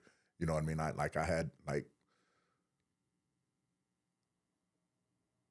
had to take action. You know, I had to do something. And so I started reading my word, not understanding anything, you know, but reading it every day and calling my sister and asking her questions because I didn't have no understanding of anything. You know what I mean? And, you know, she would tell me, okay, well, this is she helped me the best that she could. Right. I'm not really praying, but I would talk to God. Like I would talk to him and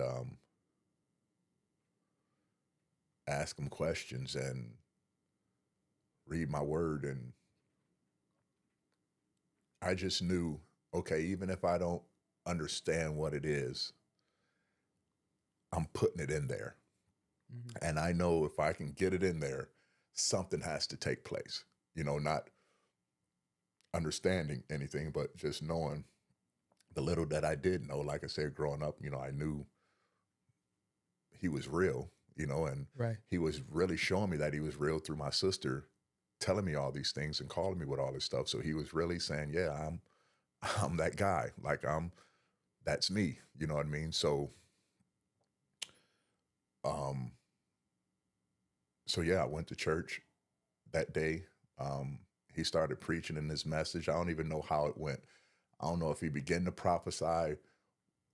I can't remember how it went, but I just know that everything that he said was things that I had written down that the Lord was telling me through my sister back then. And that day I knew this is where I'm supposed to be. And literally I haven't left church since, you know, and I ended up giving my life to Christ. And like I surrendered my life. That was the first day I surrendered my life to him. The day I stepped foot in that church.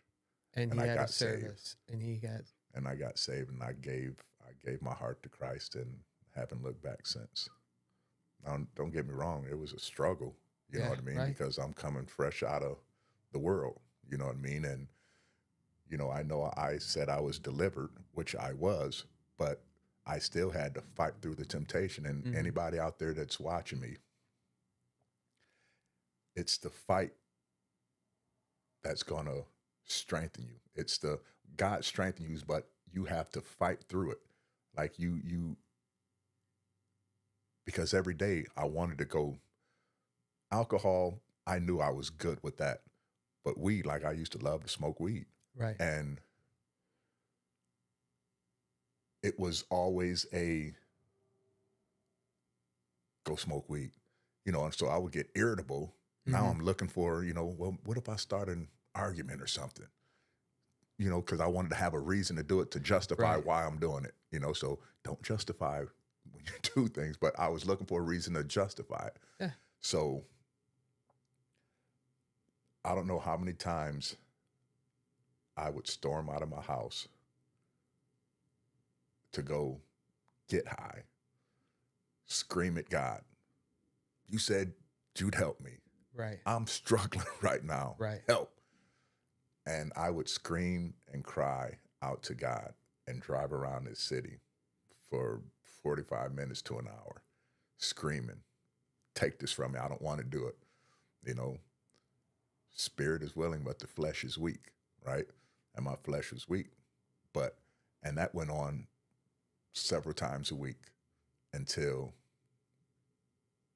it started to get better. I didn't want it as much. I didn't crave it as much. I didn't, you know what I mean? I didn't have the desire to want it. He was strengthening me, but I know he was strengthening me because I was fighting against it. Yep. You know what I mean? I could have easily went and done it, but I fought against it. Listen, anybody who's paying attention, it was because I was fighting against those urges. I was fighting against wanting to use, whether it's alcohol, whether it's drugs.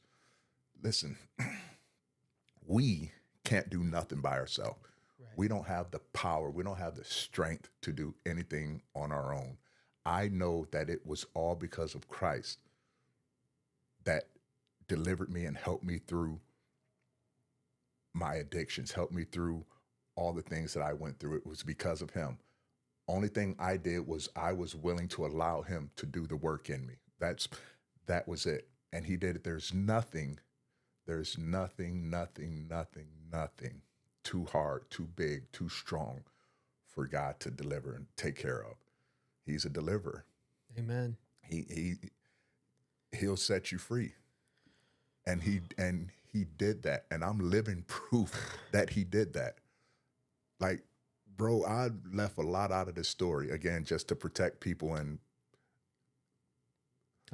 But he delivered me from so many things. And I know it's because of him.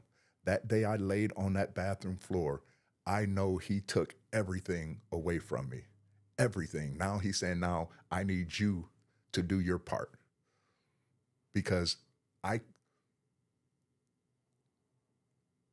know he was pouring his spirit in me when I had a hold of that sink and I'm like somebody plugged something in my back and I'm just going. Mm-hmm. And like I couldn't control nothing. Like I'm serious. Like the color of the room changed everything. And I'm laying on that floor and like I said, it's like a movie reel. Like my whole life, like picture after picture after picture after. If you can just vision, like it was everything.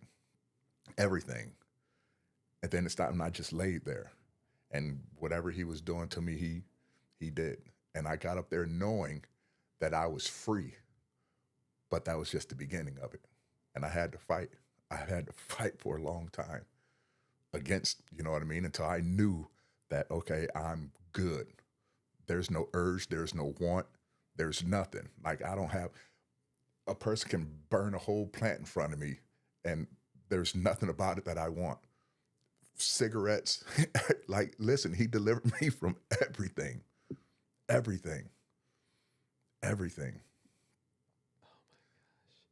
And I went to church that day and it's been on ever since.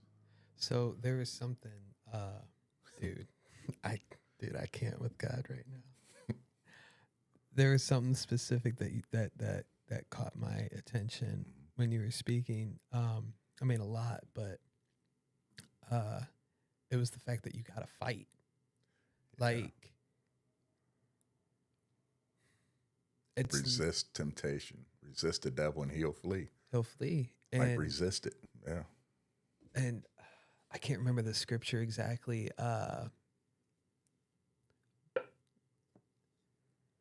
This is where God's working on me with trying to remember scripture. But I first thought of David. Like, we can't conquer these things. Just like he could never conquer Goliath. Mm-hmm. It was the Lord that was going to conquer him. Yeah. He was going to fight him. Yeah, he was willing to go. I was like, today I will kill you, but the Lord will conquer you. Yeah. And there's another one where it's coming under the submission of Christ and not submitting to the flesh. Yeah. And while you were fighting that fight, knowing that you couldn't do it in your own power, right, you were allowing your flesh to die by submitting yourself to the Spirit of God and allowing the Spirit to work through you and conquer that battle. Yeah. You know, all through scripture, you see where it says that the people cried out to God and he heard their cries. Mm-hmm. And we have to cry out to him. We have to cry out to him like, help me. I can't do this. Help. I need you. And that was that was me in my truck for months crying out, help, like help, because my flesh wanted it. Like I wanted it bad, you know? And trust me, it's not easy at all. It's not easy. It's not. But can it happen? Absolutely. Yes. If you are consistent with it, if you continue to fight. But you have to fight. You have to fight. And guess what? Scripture says that he'll go away for a season. Doesn't mean that he's gone. He'll come back. Yeah, the devil will He'll come back. Season, you know, devil will come back. I look at it like this. If this was made of dust, if we're just made of dust, right? Mm-hmm. If this is all dirt, he told the serpent, like you'll eat from that for the rest of your days. So why wouldn't he, you know what I mean? He'll never stop. The enemy will never stop, but Christ has given us the power and the authority over that. But he's not going to stop, even though he knows we have that. He's not going to stop. He'll just find a different way to do it. He'll sit back and wait. Where is he slipping? Where is he lacking at? Or where is she lacking? Where I can attack, you know? And we all have vulnerable days, all of us, you know? But he's given us the spirit and the power to overcome all of it. It's only through God that the devil can't catch us slacking. Yeah. Don't get caught lacking. But the enemy's not going to stop. But that's why we got to fight. That's why I said resist it and it'll flee. Not mean he's going to leave forever, but he'll go for now. And when he's gone, strength. Lord, thank you. Thank you. Give me strength. Give me strength. I ask for strength every day because I need it every day. I need strength every single day, every minute of the day. Strengthen me. Okay. I love you. I love you. All right. So I want to ask you, so you're coming into the church, you got saved that day, and now you're fighting and you're submitting to God and you're like completely surrendered. What's your life like now coming into the church? Because we see pretty much the timeline that you laid out, raised in the church, fall out, doing your own thing, talking about God or recognizing God or speculating about God while you're still there, and then meeting Carrie, who's now your wife, and then seeking but not understanding, and then boom, breakthrough. Now you're saved. What's it like coming into the church? Your experience, like, so what did you deal with? What did you have hard times with? Like, what were your struggles? So the first thing that one of the first things that I realized is God knows everything. Like he knows my thoughts. He knows my heart. There's nothing I can hide from him. Like there's nothing that he doesn't see or hear. He created me. He knows everything about me. So I had to establish that trust with him, and I knew that I couldn't lie to myself. I couldn't lie to people. I can't do any of that. Not that I was like a liar before, but like I just knew there was none of that because he knows everything. So I had to keep it real with everything. You know what I mean? Because I knew he seen it all. He knew it all. So I began to see a change in the way that I think and the way that I seen the world. You know, that saying, you know, I was blind, now I can see, like that's a true statement because he pulls the scales off your eyes and allow you to see the world for what it is and allow you to see truth. You know what I mean? And I just began to see a change in the way that I thought. And then I began to see a change in the way that I felt and, you know, and the way that I perceived everything and how I felt about people and how I felt about myself and just this love that he was showing me, you know what I mean? Because he showed me what true love was.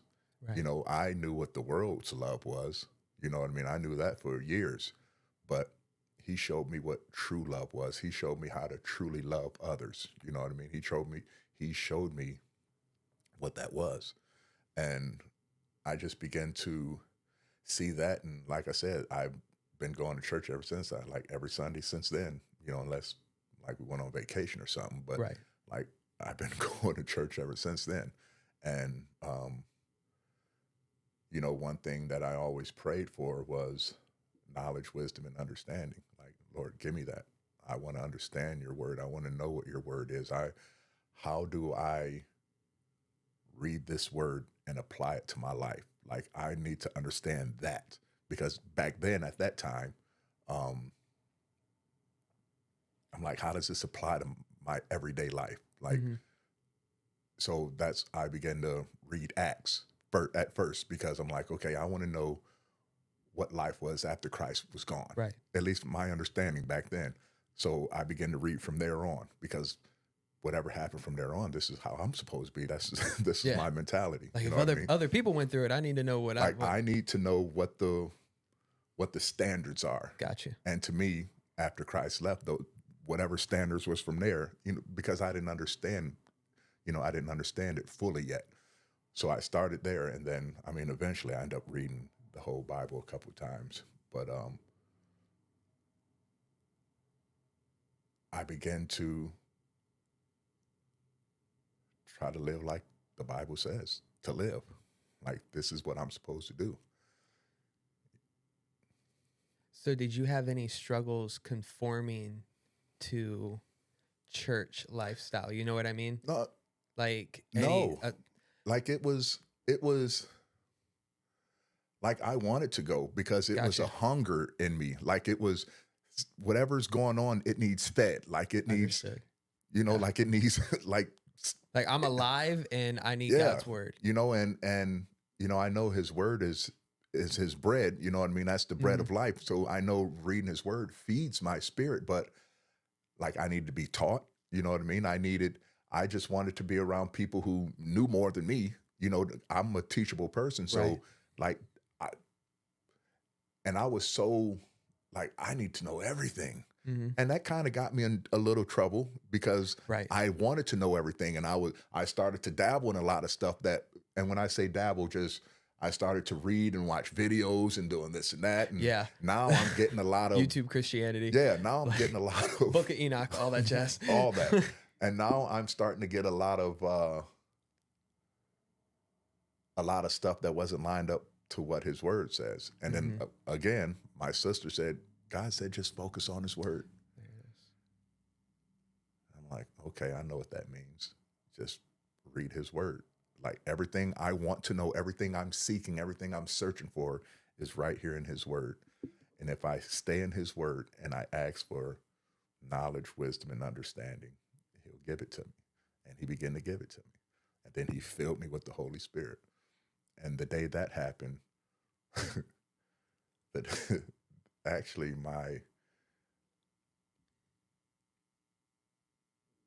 me and my daughter got filled on the same day, me and Grace. For real? Yeah. She, it was, let me just tell you guys, just the power of God's Spirit. Like, it doesn't matter who you are at all, whether you're young, whether you're old. If you're a 14, 15-year-old kid out here listening to this, let me tell you that God will use you. His power, God's power, he will use you. Let me just share this story. It's fine. At church, altar call. Presence is heavy. And I was a snotter back then. Like, he was just getting the residue out. I think that's what the snot was them from. Ugly cries, man. Like snot from here to the floor. Like, just, and I remember feeling some hands on me and hearing these people just pray in the spirit. And it was so powerful. Like, hear me, it was so powerful where I felt like I had to get on my knees and like submit to this power and this presence. And after church, driving home, like, I don't know who was praying for me, but it was, my Grace was like, oh, that was me and Grace. I said, get out of here. And back then they were like 14. Who and Grace? Grace and Grace. For real? Okay. Keep going. But it was so like his presence, like his, if you just surrender and submit to it, to his presence, and just let him be him. Don't conform him to your lifestyle, but conform yourself to his. It's crazy. And I remember that day driving home, and when they said it was them, like, at the time, they were kids at the time. Like, they were young. But it was, listen, when I tell you it was so powerful, like, I couldn't, I couldn't stand up and like I had to, it was like, and not that I was submitting to them, but it was just the presence, you know what I mean? Yes. Like it was his presence. And I remember like just getting down on my knees and like, but those things and him just revealing himself to me more and more and more. And,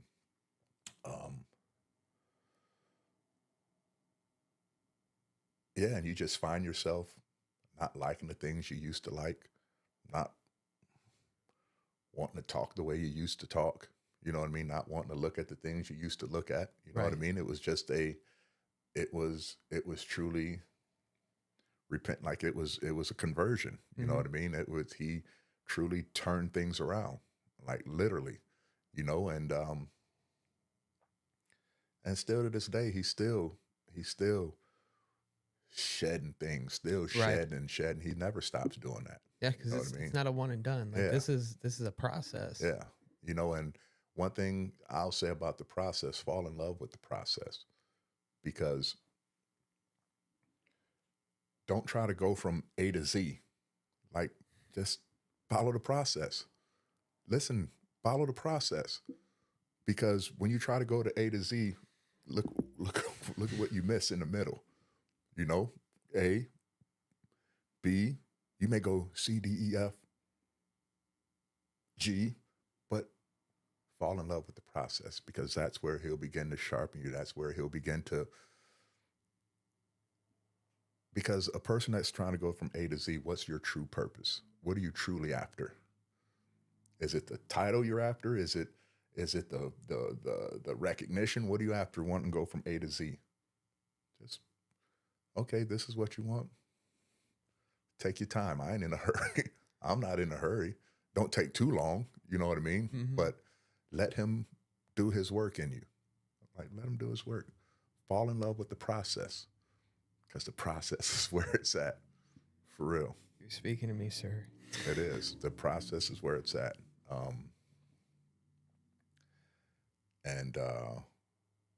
Yeah, and just, I got myself involved in life groups.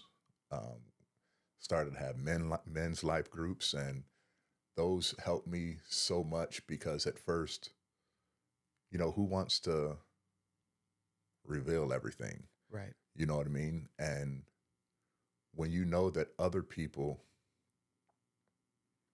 have gone through some things you've gone through, you know what I mean? Like you don't feel alone. You're like, okay, he understands what I'm saying. He knows, because a lot of people go to a church and really they're just looking for someone to relate to. Right. Like, can you just be real with me? Yeah. That's it. That's what, because if you're sitting out there in the church, if you're sitting in the congregation, and I know a lot of times people, especially if somebody invites them to church. Right. Did you tell your pastor something about me? Not at all. Well, how did he know that? He didn't know it. The Lord knew it. So, and that happens a lot. A lot. But people will sit out there and they want to know if this is real or not. How do I relate to what they're saying? And when the Holy Spirit is in the building, he's going to find a way to make you know that, yeah, this is me speaking. I am real. That's what the Holy Spirit does. He's here to convict. Hey, conviction is good too, guys. Yeah, it's not guilt, it's conviction. It's not. Like there's a certain thing there that's not judgment. It's literally conviction. Because you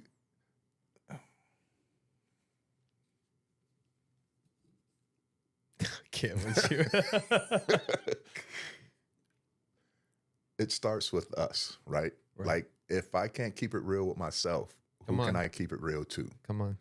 Because every single one of us have to understand who we are and keep it real with ourselves. Like if I'm grouchy sometimes, I got to know, like, Yama, you can be grouchy at times. You know what I mean? Like if whatever it may be, like I have to understand that about myself.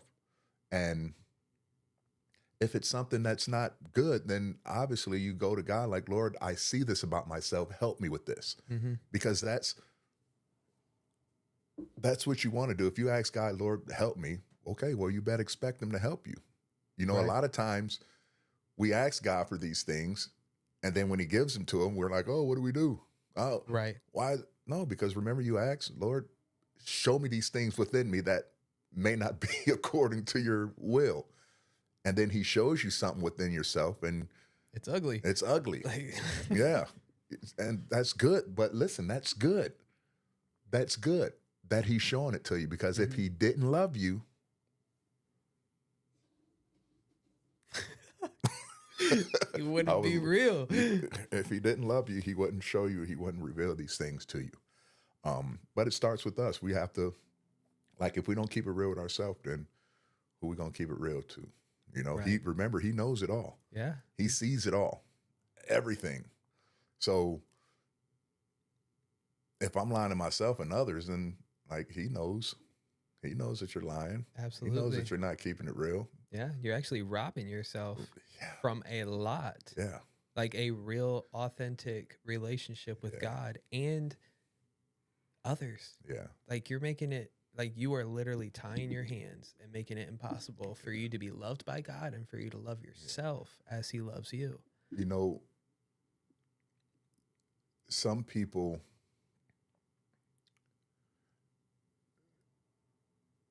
so I don't know who my real father is, right? Right. Okay. Newsflash. Uh-oh. Uh-oh. But I know unfortunately, that's common nowadays. Right. Unfortunately. So for me, in the beginning, it was hard to see him as a father figure, because I didn't know what that was like. You know what I mean? Like, yeah, I had a stepdad, you know what I mean? And, you know, he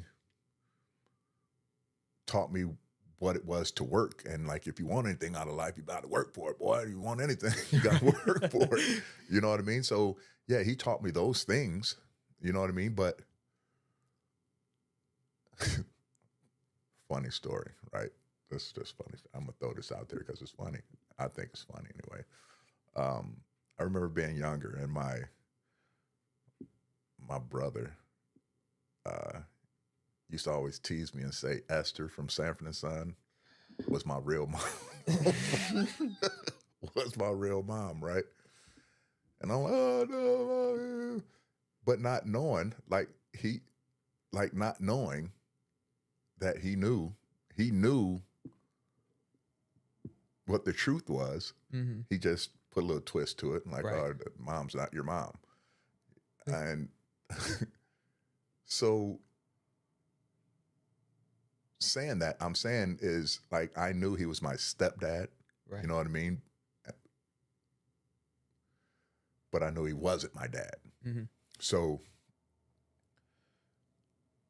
when I gave my life to Christ, you know, I don't know if I want to save some of this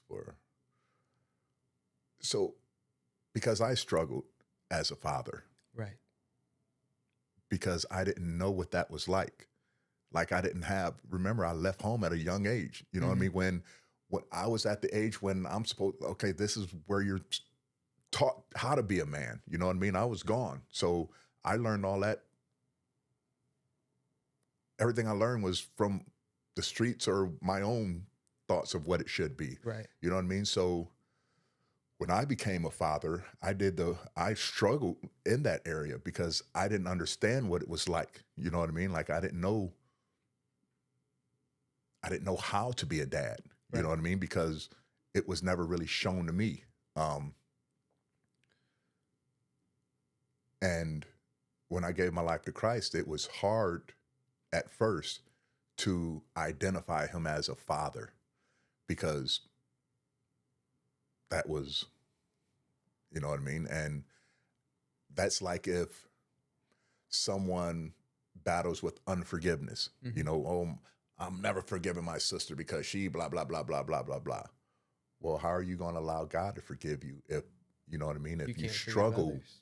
with forgiveness, you know what I Right. mean? So, and all of that is to say, like, if we just keep it real with ourselves, understand who we are, understand that God knows it all, and just let him have his way with you. You know, and if you're out there and you're struggling with addiction, can I plug this in real quick? Yeah, All right. absolutely, If man. you're if you're struggling with addiction, depression, suicidal thoughts, just struggling with life, and you don't know where to turn, you don't know what to do. Right now, you can close your eyes with a sincere heart, not just because, but truly mean it in your heart. And you can ask Christ to forgive you, and you can ask him to come into your life right now. You can say, Lord, forgive me of my sins. I know, Christ, that you laid your life down for me. And I know that the Father raised you from the dead. And right now, you sit on the right hand of the Father, interceding on my behalf. Right now, Christ is praying for you. Right now,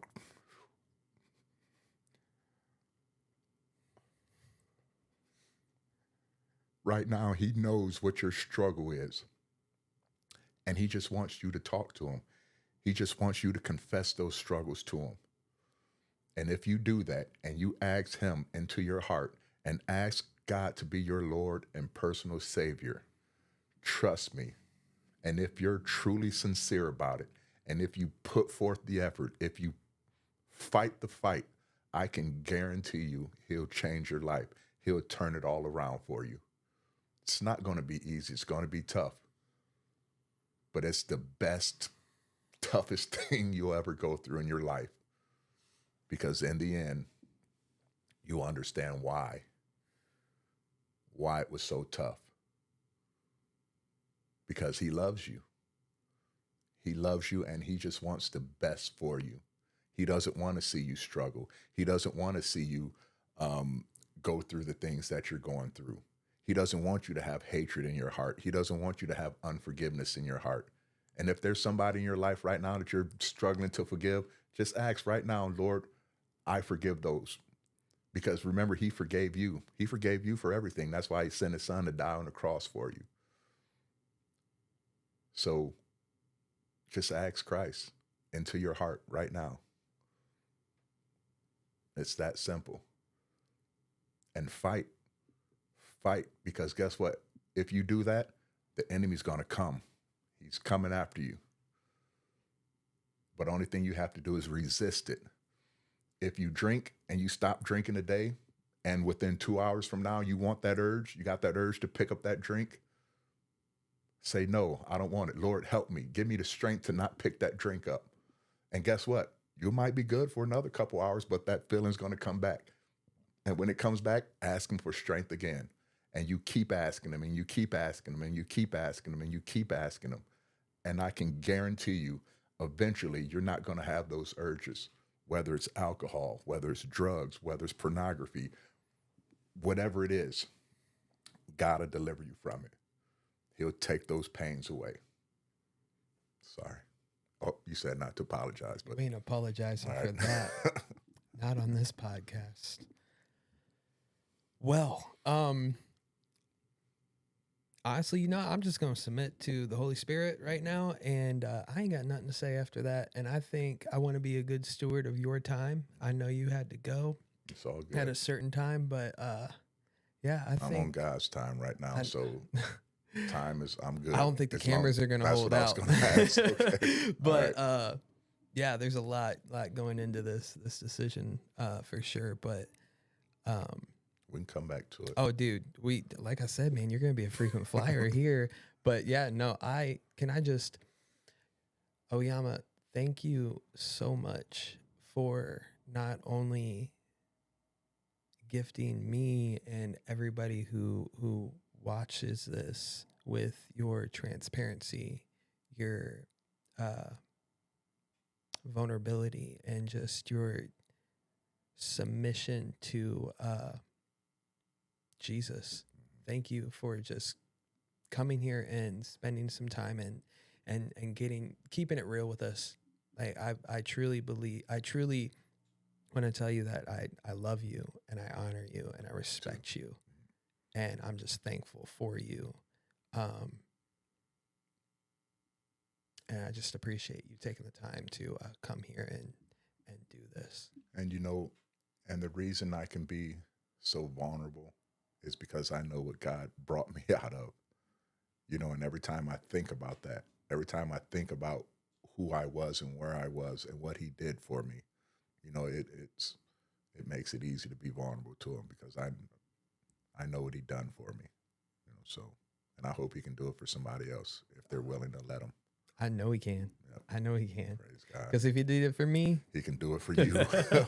All right. On that note, just thank you. Thank you. I appreciate you. Thank you. And I cannot wait until you come back in the real room with us. For sure. All right. So, that's it.